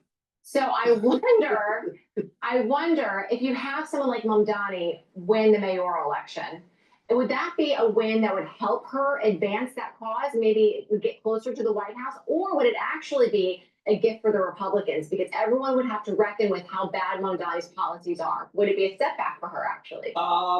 I think, you could disagree with me on this, but I think if Mamdani wins the mayoral race, she views that as a bigger glide path in the Democratic Party, because what it says to her is that wing of the party is unchallenged. Kathy Hochul not standing up shows how weak she is. And she may be the worst governor in America, but she's more centrist, a little bit more centrist than Mamdani. She gave up. She endorsed him. So I think, and by the way, AOC thinks about being president every morning of every day of her life. Like, it's not like she just started considering this, okay? But I think she does see an opening. The party has zero leadership. This is a great time to be AOC. That party has zero leadership. There's nobody who can step into the middle. She knows it. She's out there making her case every day, almost unopposed. It's her in that party is like Mamdani running in New York City. You know, there's no good competition. We've heard that a lot in the past, and it wasn't true, but that is about as true as can be right now. There is no centrist when it comes to the Democrat Party right now. Fetterman is the centrist. Yeah.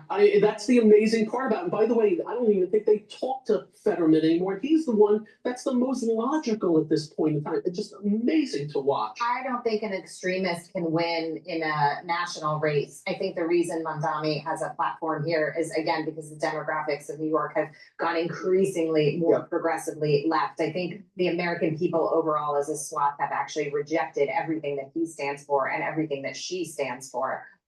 So that's the good news there. I wonder why we don't hear more from the business community kind of speaking up to raise concerns about Mamdani. At least I feel like I have not heard a whole lot. I have, but it's too little too late. Nobody was thinking about it in advance. Nobody on the Republican side was saying we need a good candidate because they're like whack-a-mole. They pop up, these socialists, like you never know when they're gonna do They it. can't be too loud, the business community, because they have an idea that he's gonna win. And then they have to And they have to. work with it. Right. That's a good point. They are against it though, but it's Of too course. little too late, all this fundraising now. The problem is the absence of a viable candidate that's as, magnetic as he is to a certain degree that will come up with the solutions to say, he's going about this all wrong. Here's how I would do it and here's how it would be better. Right, which is why I always think that Mamdani's rise and his, finding the spotlight is more of an indication of the lack of qualified and good candidates, not so much a testament to him as a candidate. They look for weak spots. They look for when the other side doesn't have that, and that's when they pop up. He pounced. Please go to my store, the-studio-reykjavik.com, and get the gels. You can get it in a quick dispenser or in the tube form, high quality, dual purpose gels. You can use it as an aftershave. You can use it as a daily skincare. You can put it on a wound. It'll help to heal the wound faster because it keeps it clean. You can put it on a cut, an abrasion, or a minor burn. If you're not feeling well, or someone around you is not feeling well, especially in the fall and winter, put it on your hands, around your eyes, around your ears, around your nose, around your mouth. Lightly coat your nostrils. It stays active for 5.5 hours. So please go to my store, the-studio-reykjavik.com, and get the gel. Get the olive leaf extract. Olive leaf extract is dual purpose. It's going to help with your cardiovascular health and your immune system. It brings down inflammation and helps your lipid profile. Super important.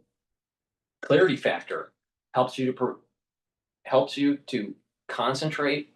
It helps you to get rid of that brain fog. And over time, it's going to improve your neuroplasticity. So you're going to be thinking faster and your memory recall will improve. Please go to my store, drink this with filtered water, take it every day. Clarity factor is super important to take. Take it every day. Really important. And vitamin B complex.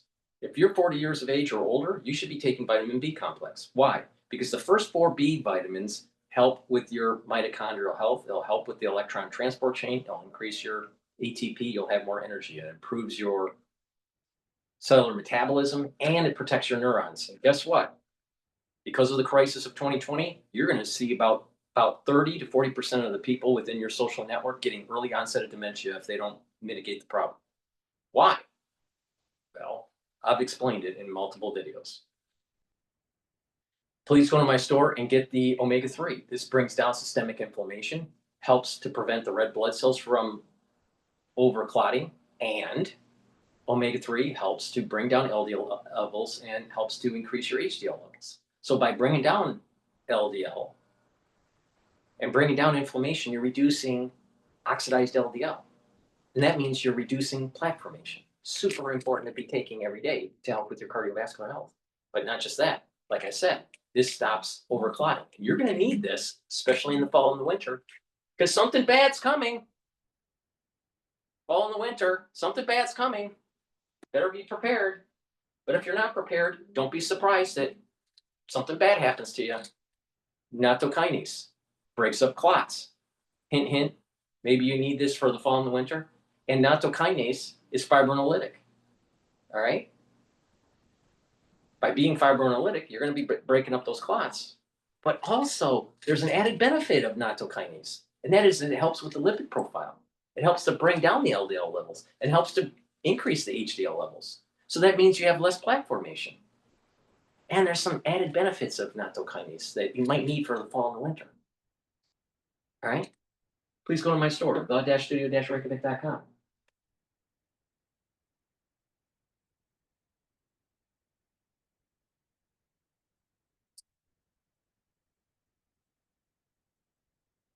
My mother and my grandmother and my great grandmother, my aunts, as far back as I can remember, have always been nurses. There's some. Can cause a mass casualty accident. There's iBud. Let's count the smiles. If you want to. Violation of NATO airspace. The alliance is due to hold talks early next week after Russian military jets entered alliance member Estonia's airspace for 12 minutes on Friday. Moscow denies there was any intrusion. The incident comes just after over a week after Russian drones entered Polish airspace, sending tensions between NATO and Russia soaring. Estonia says Russian warplanes entered its airspace without permission. Swedish Rapid Response Forces captured these images shortly after the breach. The Estonian government said 3 Russian MiG-31 fighter jets violated its airspace early on Friday near the island of Vendalu in the Gulf of Finland and remained there for 12 minutes.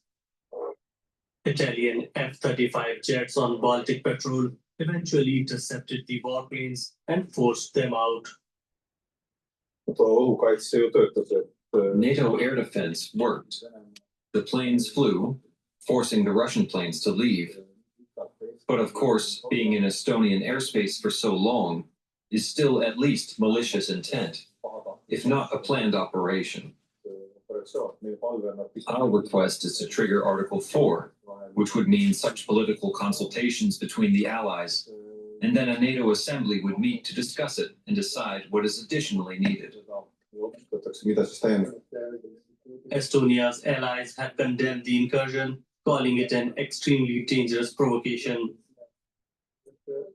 It is clear that Russia is testing how far they can go. We mustn't show no weakness, because weakness is something that that invites Russia to do more, and they are increasingly more dangerous, not only to Ukraine but also to all the countries around Russia. Russia denies violating Estonian airspace, saying that the jets were operating in strict accordance with international airspace rules.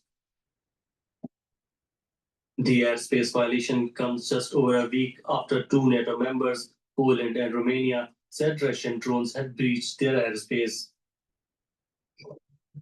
In response, the French Air Force has deployed several Rafale fighter jets to Poland to strengthen NATO's eastern flank.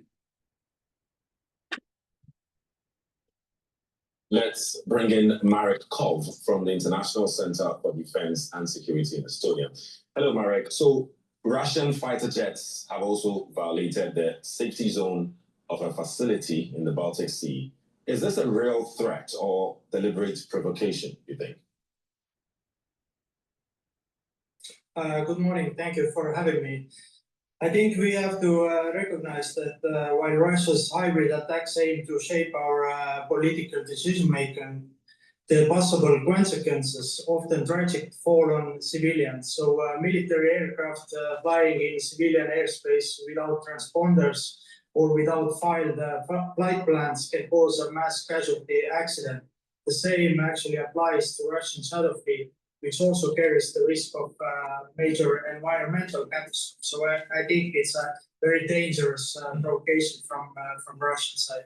Right. And I'm wondering what you make of the timing. Why this sudden wave of violations?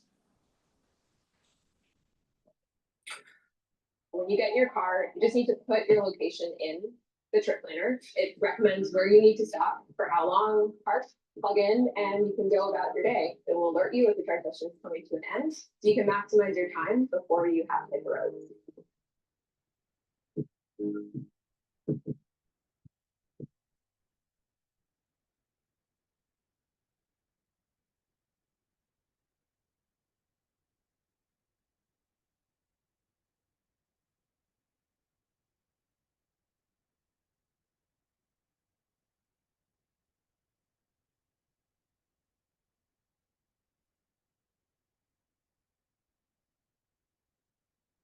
So Russia has long conducted hybrid attacks in parallel with its war of aggression against Ukraine. We can also see that Russia has failed to make significant gains at the front. In addition, Ukraine is successfully disrupting Russia's oil industry, their primary funding source for Russia's terrorist action.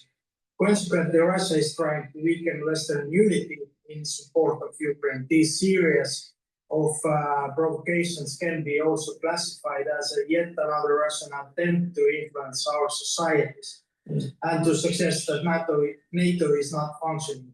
But yesterday, drones in Poland have proved that NATO is effective and the response is very straightforward. Right. Estonia has asked NATO to open consultations. What do you think could come out of that? So NATO actually already started the Eastern Central defensive activity after Polish drone incidents. But my hope is that we will move from NATO air policing framework to an air defense framework for all Baltic countries. Right. So how strong is surveillance along Europe's eastern flank right now? And where do you see the biggest gaps? So I think actually we have a pretty good overview of what is going on our borders, and NATO's integrated air and missile defense system actually in this case worked exactly as it is designed to. Russian Federation aircraft were detected early by radar. I think Estonia's intelligence services have an excellent picture of activity beyond our border, and mounting a surprise ground attack against us or any other Baltic states would be very difficult. Okay. Marek Kov from the International Center for Defense and Security in Estonia. Thank you. Thank you. Jim Townsend is Adjunct Senior Fellow at the think tank Center for a New American Security.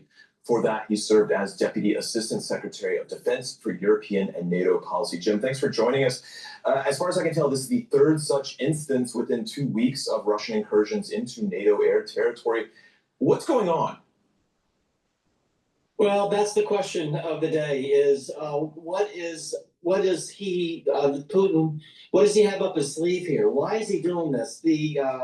The drones over Poland was a big escalation and definitely sending signals to a number of audiences. And I think looking at Estonia, 3 MiG-31s, spending 12 minutes over Estonian airspace is a big intrusion. And they, of course, they were chased off by Italian aircraft. Sweden and Finland also sent up aircraft once these MiG-31s went into the Baltic. So what is happening is an escalation for sure. Why now? I don't know. Jim, give us an idea of how exactly this happened. Some of our viewers might wonder, can someone accidentally come into another country's airspace? Could it be an accident? How do we know that this is intentional and that it's done with purpose over these past 2 weeks? Well, for years, the Russians have been doing something called cutting the corner, where getting into the Baltic on a more quickly on a faster basis, they would cut a corner of Estonia airspace, and they would do that, and they'd only be in Estonian airspace for a few minutes, and then they're out, and they do that with a smile on their face.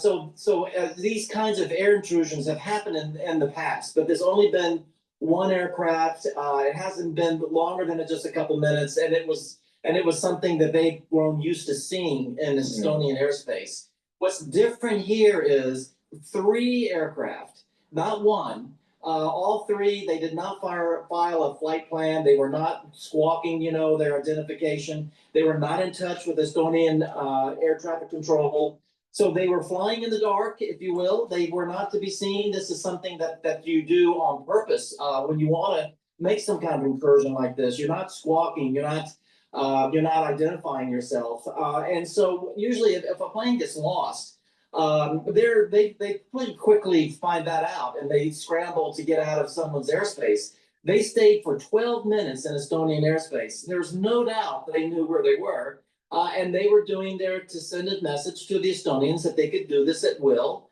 and to add tension to the already tense region caused by what was happening over Poland. In this latest case, Italian fighters scrambled and ran off the Russian jets. Do we have any sense of NATO's response and if everything is working like it's supposed to? Well, so Exceed every expectation in the new 2026 Infiniti QX60 from Ramsey Infiniti. Designed with distinction, the QX60 seamlessly blends sophistication and first-class comfort.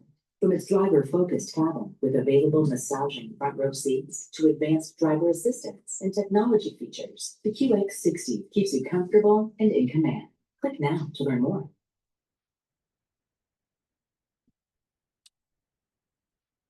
An AI platform where all your knowledge is in one place. It's a happy place. It's a nice place. Well, so the Italians came out of a NATO effort called Baltic Air Policing for a number of years now, because the Baltics don't have air forces of their own. NATO has a rotational program among the allies where everyone takes turn monitoring Baltic airspace, and if something happens like this, the planes that are in the Baltic on patrol will scramble and go after those planes, and that's what the Italians did. So that worked. What's also interesting to me, though, is the Finns and the Swedes who are in the neighborhood. They also scrambled aircraft because once those MiGs left Estonian airspace, they went into the Baltic. That's international airspace, of course, but the Finns and Swedes were making the point that we're watching you as you come into our neighborhood and as you fly around. And so that kind of response was part of the Eastern Sentry program that NATO just launched after the Polish incursions by those drones, which is where neighboring nations are on a higher state of alert in terms of their aircraft to deal with this kind of thing. So Baltic air policing worked, Eastern Sentry worked, Finns and Swedes scrambled, the Italians scrambled. That's about the best you can do in a situation like this. Jim, give us the bigger picture here. How dangerous are these intrusions? These intrusions are dangerous in two ways. They're dangerous in terms of air traffic safety. These airplanes, as I mentioned, they were not squawking their identification. They were not in touch with air traffic control. They had not filed flight plans. They just appeared.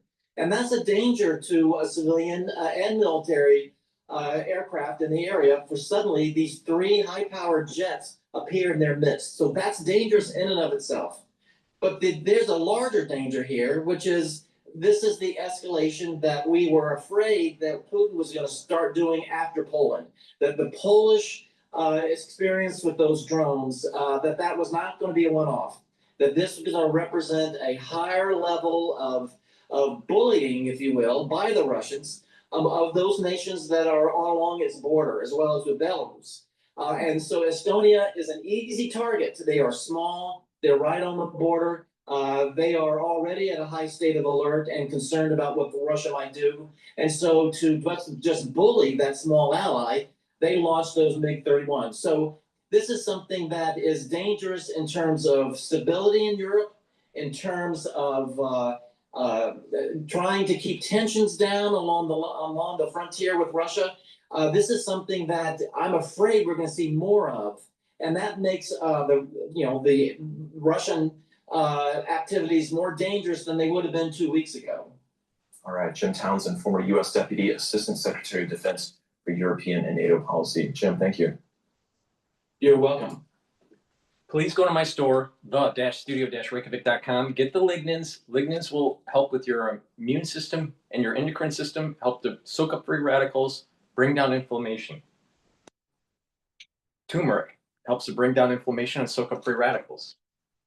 And ashwagandha root helps to control your cortisol levels and your blood glucose levels. When you stack these together, you're boosting up your immune system, you're helping with your endocrine system, and you're helping with your vascular system. It's a dual purpose. And it's really important to boost up that immune system, especially for the fall and the winter. Take my advice, go to my store, get the lignins, the turmeric, and the ashwagandha, take them together to prepare for the fall and the winter. But if you do this on a regular basis, you do this every day, you're going to actually slow down the aging process. So please go to my store, the-studio-reykjavik.com, and get the lignans, the turmeric, and the ashwagandha.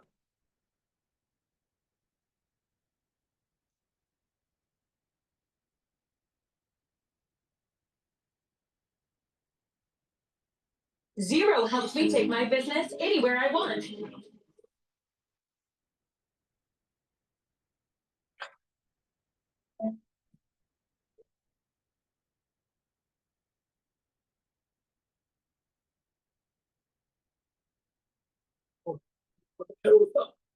Joining me now from Tel Aviv is retired four-star General Jack Keane, Fox News senior strategic analyst and chairman of the Institute for the Study of War. General, always good to have you with us today. Let's put this map up, everybody, so we can take a look at the area of these Russian fighter jets and where they entered Estonian airspace. And General, also just this afternoon, the Polish border guard reporting that a pair of Russian fighter jets are performing low passes over Poland's Petro-Baltic oil platform in the Baltic Sea. We know Swedish jets also entered that region to ward off Russian jets this week as well. So I'll ask you the same question I asked President Trump. What is Putin doing? Yeah, well, it's a great question. There's a couple things happening here.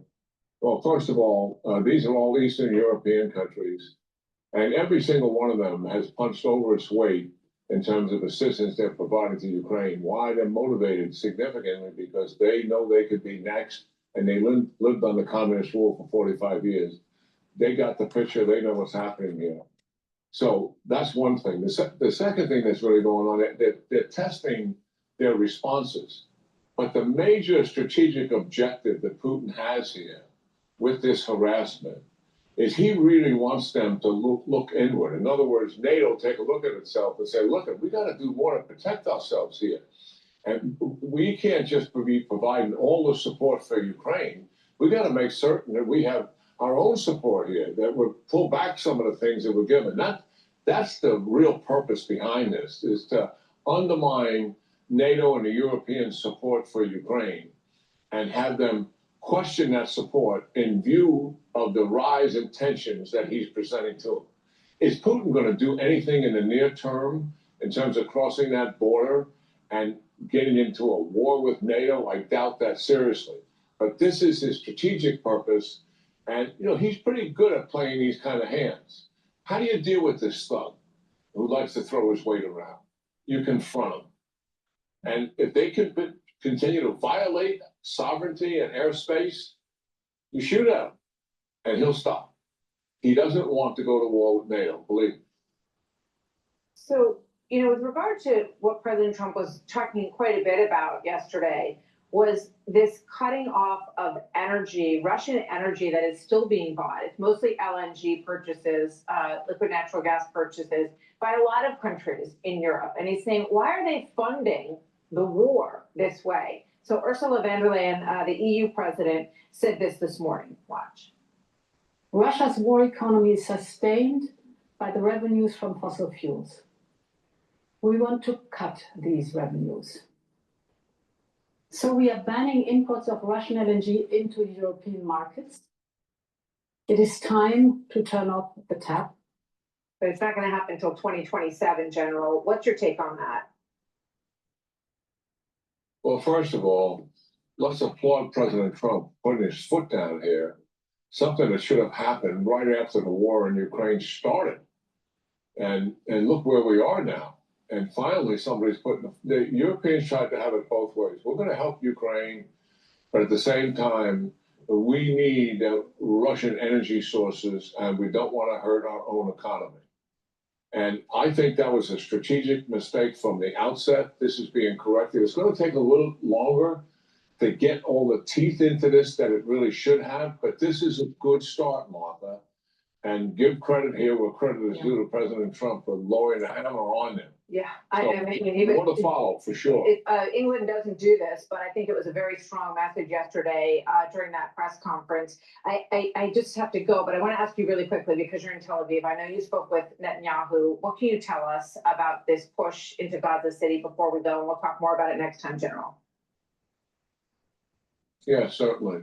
It's got to be done. Hamas, we've got to take them out of control of Gaza. There's no other way to do this. And hopefully Hamas, once they realizes that Netanyahu is dead serious, that they'll release the hostage and cut some kind of a deal. If Hamas goes, Netanyahu's already said he's willing to pull his IDF forces to the border. He doesn't want to sit on top of the Gazan people. He wants somebody else to come in and work the governorship from that and possibly do some other things in terms of restoring Gaza or relocating the population. A lot of possibilities here. First thing, take Hamas off of the governance and control of Gaza. It's got to be done. General Keane, thank you very much. Always good to see you, sir. Hey, Sean Hannity here. Hey, click here to subscribe to Fox News YouTube page. Stop worrying about subscribing to Fox News. Make sure you subscribe to my channels. I have 4 channels on YouTube, Brighteon, Bitchute, and Rumble. And share the links. If you're 40 years of age or older, you need to take Myotrol. Why? This will help with the gene expression to build muscle. Do some resistance training and take the Myotrol, drink filtered water. This has polyphenols, flavonoids, and lignans to help with the gene expression to build muscle. This is really important because as you get older, it's harder to build muscle and you start to atrophy. And if you want to have more longevity in your geriatric years, it behooves you to actually get the Myotrol. Take it every day and do some resistance training regularly.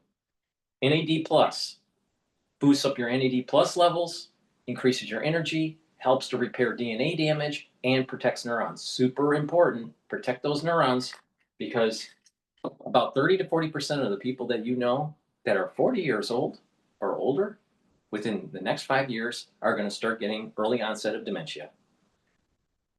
You've been warned. Vitamin C with magnesium. This is dual purpose. This is going to help with your skin, help boost up your immune system, and help with your brain function. And magnesium increases the efficacy of vitamin D3. You need vitamin D3.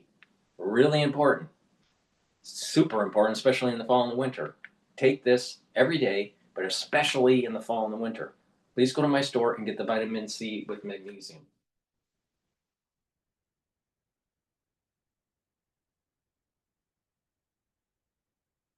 Now, let's listen to why universities won't reform this. We're actually thinking of getting a new one. I heard they outlink most marriages. Photos. I heard they design everything. The Higher Education Free Speech Act in the UK, as far as I'm aware, is basically one of the only laws in the Western world that is forcing universities to promote and protect free speech on campus. Now, I didn't used to believe that the state should intervene in institutions to do that kind of thing. But for me, the radicalizing moments, if you like, there's a lot of people out there saying, Matt, what the hell happened to you? You know, you became this radical.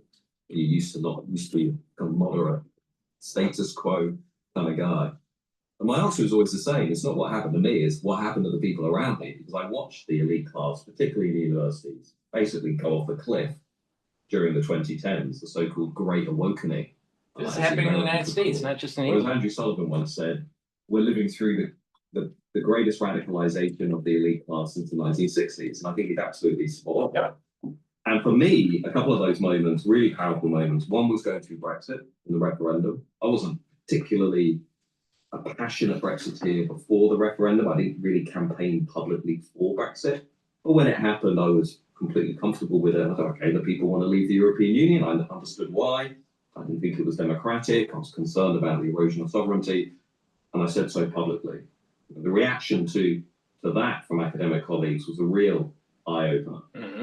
The second thing was the treatment of Groupthink. Stock at the University of Sussex, who essentially, as a gender-critical scholar, was chased off campus because of her views. Nothing else. She just challenged the What are the orthodoxy. similarities between the UK and the United States in this regard? Trump is trying to untangle globalization, this transnational capitalist takeover. And what does he get? He gets demonized. People that support him, especially in academia, gets demonized. Same thing with Brexit. Same thing with Brexit. England said they want to hold their sovereignty. They don't want to be beholden to Brussels. And what do they get? They get demonized. It's the same issue. It's the same issue. So there needs to be a great alignment between Anglo-American axes. And when that happens, that would be a very powerful alliance against the transnational capitalists. Now, my overall take on this, for the United States and most likely even England to survive and to be prosperous is not to have, at least from the United States perspective, this only Republican or only Democrat point of view. We need to stop Marxism, definitely. We need to stop the caliphate, but we also have to come to grips with the debt. And to come to grips with the debt, we have to tax extremely high levels on the uber wealthy to reduce their grip on the lobbying groups and their grip on the legislative branch. And when you do that, you're going to allow for not parity, but closer to parity than what we currently have between the haves and the have-nots. In addition, we have to eliminate the social programs, Medicare, Medicaid, and Social Security. But it has to be titrated to the point where, depending every 5 years, depending on what your projected time frame is to retire, depends on what level of social benefits you'll get. And the farther away from retirement you are, the less you get, up to a point where you get nothing. So you slowly wean the society off of it.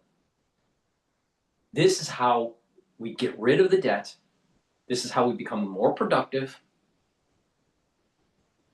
And this is how we reduce the pernicious actions of the uber wealthy. Now, a Republican would say, you can't tax the rich. That sounds like you're a socialist. And then when you say that you're eliminating programs, the Democrats are going to say, you can't do that. You sound like a laissez-faire capitalist. No, it's pragmatism. It's pragmatism. It's political pragmatism, because the country is going into a doom loop. And if we don't do this, we will not be a prosperous nation. And the UK is going to have to do something similar. They're going to have to get rid of their social programs, and they're also going to have to heavily tax the uber wealthy. Got to do both. And then thirdly, a good friend of mine, Eric Hoffman, who was at Birkbeck and was similarly harassed because he was critical of mass immigration. And as I went through those moments, I sort of started to look up and put my head above the parapet and look around, and was just really coming to this question of, where the hell am I working and what is the matter with these people? And it was at that time I was also in charge of the public speaker program at my university. And in the aftermath of Brexit, I decided, well, it's probably a good idea that our university students be exposed to some of the ideas and opinions and beliefs that led 52% of our fellow citizens to vote to leave the European Union. So I decided to invite somebody onto campus who I think had a pretty good understanding of that, David Goodhart, very prominent British thinker, writer, founder of Prospect magazine, very intelligent, articulate friend. And in the aftermath of inviting David onto campus, a special school meeting was convened for 30 members of staff to come together and discuss why a conservative, and I don't even think David would describe himself as a conservative, but why had he been allowed onto campus without a liberal discussant to challenge his views? And I thought, well, this is all very strange, because I've sat in universities for 15 years watching liberals debate liberals without any conservative discussion. And it brought home the nature of this crisis, which is how I ended up campaigning with yourself and alongside others and designing and developing the Higher Education Free Speech Act, because I simply came to the view that universities cannot be trusted to reform themselves. And when we finally got that law through, despite the Labour government doing everything it could to try and dilute it and overturn it, for me, the end destination of that was watching the University of Sussex, who treat. I've always been a Spectrum customer. So when I started the business, I was just naturally like, yeah, I'm going to go with Spectrum. Spectrum is reliable, they're fast, and they really take care of me as a business owner. Bundle internet and get up to 4 months free. Businesses everywhere are turning to Gusto for payroll, benefits, and more. Save time. Save money. It's no wonder. The University of Sussex, who treated Kathleen Stock so poorly, be fined nearly £600,000 for failing to uphold free speech and free expression on campus, and knowing that every university on these islands were looking at that, will look at that, and will change their internal guidance and policies as a result of that. That is real change. And that is disrupting the status quo that was failing our students, not just academics, but was failing our students who are continuously told that diversity is the most important thing, except diversity of thought.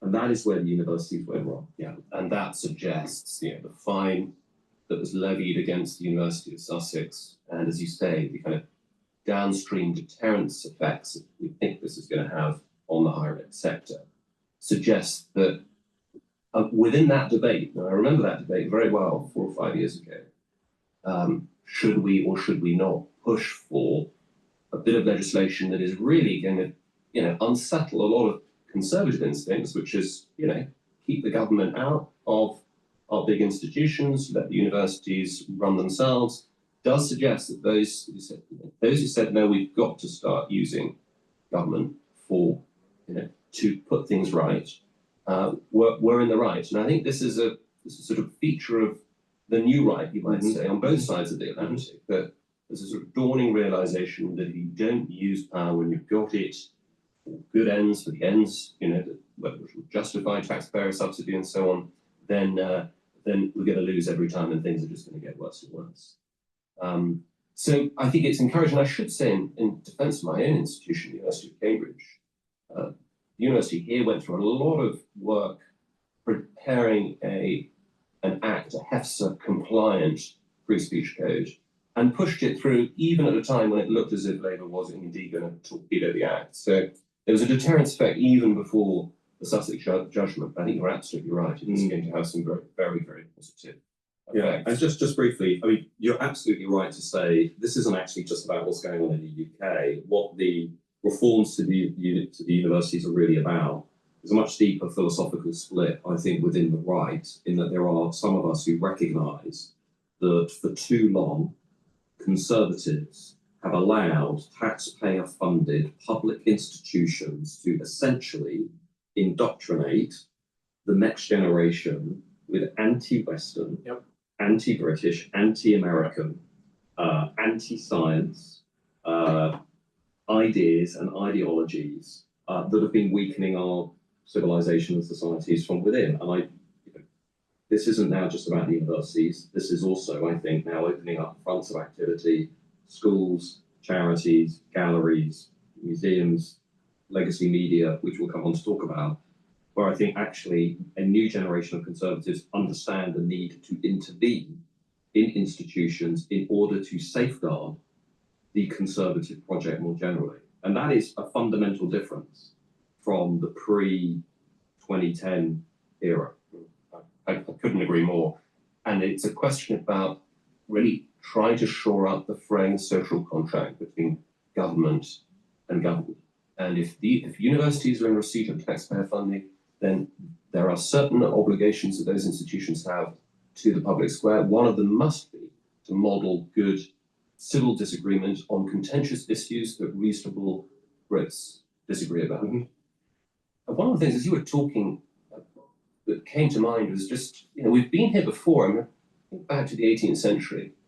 Oxford and Cambridge, pretty much the only universities in England, because of the Test Acts, were not allowed to admit Catholics, were not allowed to admit anyone who wasn't willing to sign up to effectively Anglicanism. And that created a sort of intellectual and institutional stagnation in Oxford and Cambridge. So the real intellectual energy in the 18th century was not in England, it was in Scotland. It was the Scottish mind, because there was a sense of, there wasn't that same kind of suffocating conformity. And I think what we're seeing now with the sort of, the new pressure valves are opening up. And one of them is this new centre which our mutual friend, Professor Eric Kaufman, has set up at the University of Buckingham, the Centre for Heterodox Social Science. And what hope and confidence do you have that alternate institutions will start to emerge, much as was the case in the 19th century with the big universities in London opening up in response to the sort of stultifying effects of the test tax on Oxford and Cambridge? So I think what we are living through currently with the rise of alternative institutions, new universities, new media, new platforms is bigger than we currently understand, in the sense that with Thriven, your financial journey isn't a solo mission. Your money is a tool to support the people, causes, and community you love. Because sometimes all you need to make a difference is someone to help you make it happen. Thriven, where money means more. 1, 2, 3. The world may never know. Understand, in the sense. Please go to my store, the-studio-reykjavik.com, and get the deodorants that are made from essential oils from the Himalayas, all natural. They have no aluminum, no baking soda. It's for males and females, and it's dual purpose. You use it as a deodorant, and it will detoxify your body. So do this every day, and you'll get dual benefit. You can get it in peppermint, lavender, and tea tree, or in citrus. It's for males and females. These deodorants are very high quality, made from essential oils from the Himalayas. So please go to my store and get those deodorants. Get a few bars for your household. Also, get the stack, the vitamin D3 and the vitamin K2 stack, and do resistance training. That's going to help to build denser bone. But the D3 and the K2 will also help to slowly pull some of that calcium depositing out around plaque formation and reduce further calcium depositing. Super important for your cardiovascular health. And vitamin D3 helps with expression of genes, because it's a cofactor for gene expression. It also helps to get rid of cells that need to go into apoptosis, especially if they're infected. This is the reason why you need to be taking this for the fall and the winter. Pay attention to me. Go to my store and get the D3. Super important. Fall and winter's coming. It's going to be a problem. But if you don't listen and something bad happens to you, it's your own damn fault. Resveratrol. This is something I've been taking for decades. This will help with youthful gene expression, get rid of senescent cells, help with the health of the mitochondria, soak up free radicals, and improve your energy levels. Super important to take. This stacks well with C60, ubiquinol, NAD+, clarity factor. So please go to my store and get the resveratrol. We have a new generation of writers and thinkers who are fully insulated from the legacy institutions, which is a really, really important thing, because this hasn't really happened in the modern era until this point. So what I mean by that, new universities that students can engage with, academics can truly say what they want without fearing the consequences, new media, new podcasts, new YouTube channels, new Substacks, whatever, all of it is basically creating an ecosystem which personally I find to be much more intellectually interesting than anything I encountered in the universities, where the groupthink is so overwhelming. You know, you basically cannot move outside of the socially liberal, really radically progressive orthodoxy, and if you do, you are basically shut down, or everything becomes harder than it otherwise ought to be, as we've seen in cases like Roland Fryer, for example, Michael McCullough in the US. These are people who, in different ways, the grievance folk scandal, in different ways, have shown just how truly absurd legacy universities, the status quo, have become, because they've either produced findings that have challenged the radical progressive orthodoxy and then they've been shut down, or they've leaned into that by cheating and presiding over hoaxes that have revealed how absolutely ridiculous the current establishment has become. So the centre that Eric has set up at Buckingham, I think, is a symbol of this pushback.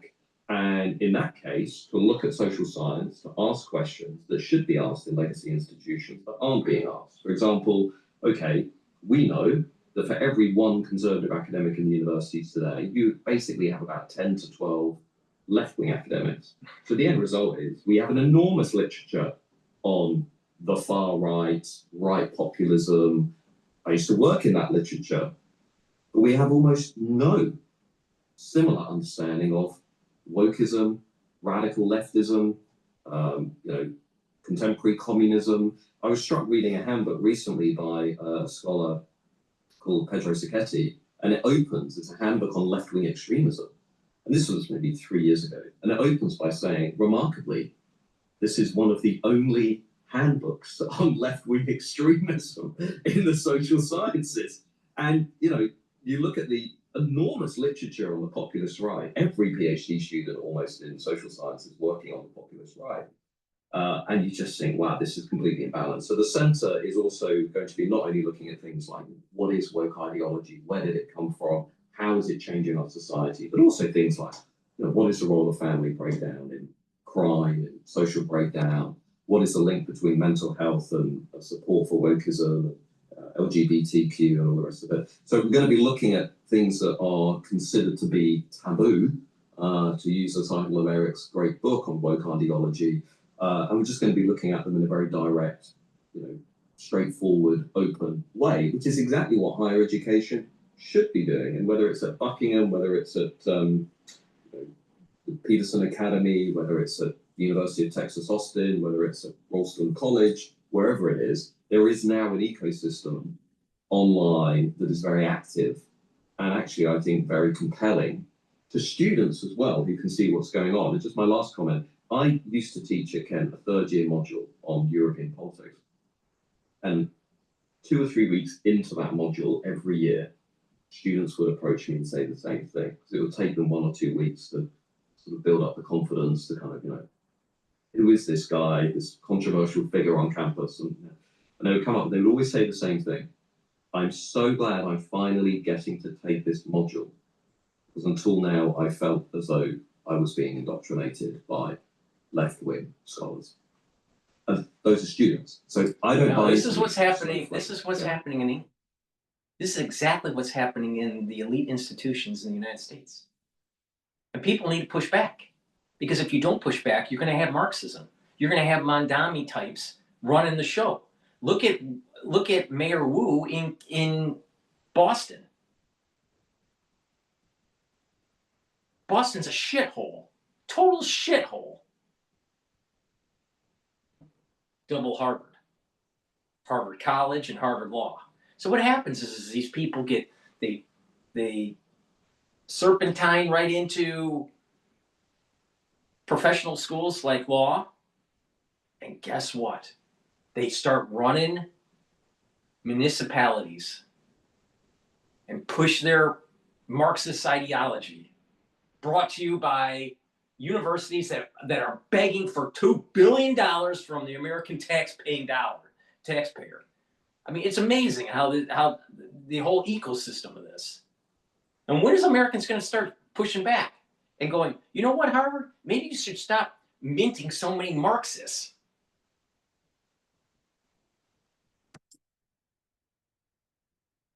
The narrative. I think students are fully aware of how corrupt and ideologically captured universities have become. I think they are fully aware of how broken the system is.